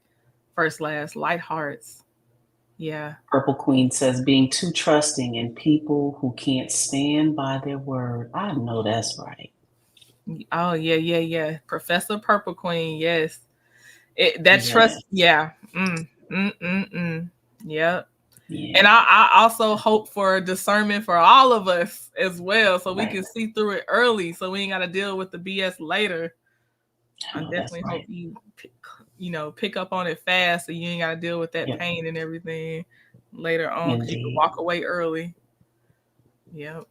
To the comment in the chat, I have quite a few family members who have had children, although they have suffered from fibroids and endometriosis all since they had a period, even before, kind of, sort of, and they've had more than one child and stuff like that. So it's pretty much, not saying that it's a unalive sentence, or you being diagnosed with endometriosis or even experiencing fibroids doesn't mean that you are excluded from having children, if that's what your desire is. Right. So one thing that I do appreciate about Sweet Tea is that even though she was going through, and even though she's still continuing to go through and had gone through surgeries and things of that sort, what she said in the interview, what I appreciate is that she hasn't given up on the goal. Her desire is to be a mom, and her desire is to be, a good wife and a parent to, if children do come. Right. We aren't our diagnosis. Right. We are not our diagnosis. Okay, Tia P. Shout out for the testimony, 2 children after endometriosis. And thank you, Tyrone Smith, by the way. Thank you. But yes. Yeah. I just, even when I heard it, I'm like, now this don't sound like and I didn't even know for sure what endometriosis was. I'm like, I don't know if it just means no kids. Like, it just seemed like we jumping to conclusions there. Thank you, First Last. Yes, please do. I feel like you'll enjoy it. How I See It TV said it felt like she was eavesdropping on 2 friends talking. So and they said it's a good flow. There's no awkward pauses and stuff. So I hope you will enjoy it. I think you will. Crystal said, I can't wait no longer. Crystal, I see you. I'm about to end this anyway. You made it through, Crystal. And thank you for going back to watch it. Replay gang. I definitely appreciate it. And since you held me down, you and Shan held me down, I won't drag it to just because it's the last 5 minutes. So I'm gonna see you over if you are. I know it's getting close to Christmas, so if I don't see you, I understand. But I will see those who are able to over in the watch along. I'm creating the link and dropping it now. The link will be dropped on Patreon and the YouTube members community page, community tab or page, depending on what you're looking at. But yeah, it'll be there in the next few minutes, y'all. And thank you for showing up for me. I definitely appreciate you. And thank you, Indeed. sis. Thank you for allowing me to come up, sis. Have a blessed evening, and I'll see y'all on the watch along. Okay, see you soon then. Oh, and Merry Christmas to all that celebrate. Happy Hanukkah, happy Kwanzaa. Did I miss anything, sis? Probably. Is there anything else? Festivus for the rest of us, for all those that watch Seinfeld. Festivus for the rest of us. Yes. Good night, y'all.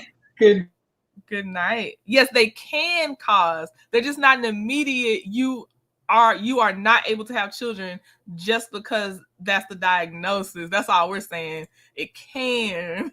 Hope says she got her tracking email. Hope, yes. Okay, Hope. Oh man, we getting there. Bye. I said what I said. Bye, y'all. Okay. I will see y'all tomorrow for the Love and Marriage Huntsville recap if I don't see you tonight for the watch along. And thank you again for the support. I can feel it. Okay, y'all. See you later. Bye. Get it started. Get it started right here. Get it started right here. That's why we're gonna get it started. Get it started right here. Get it started right here. Everybody's talking, saying that we're on it. So we should give them something to talk about. 'Cause everybody's talking.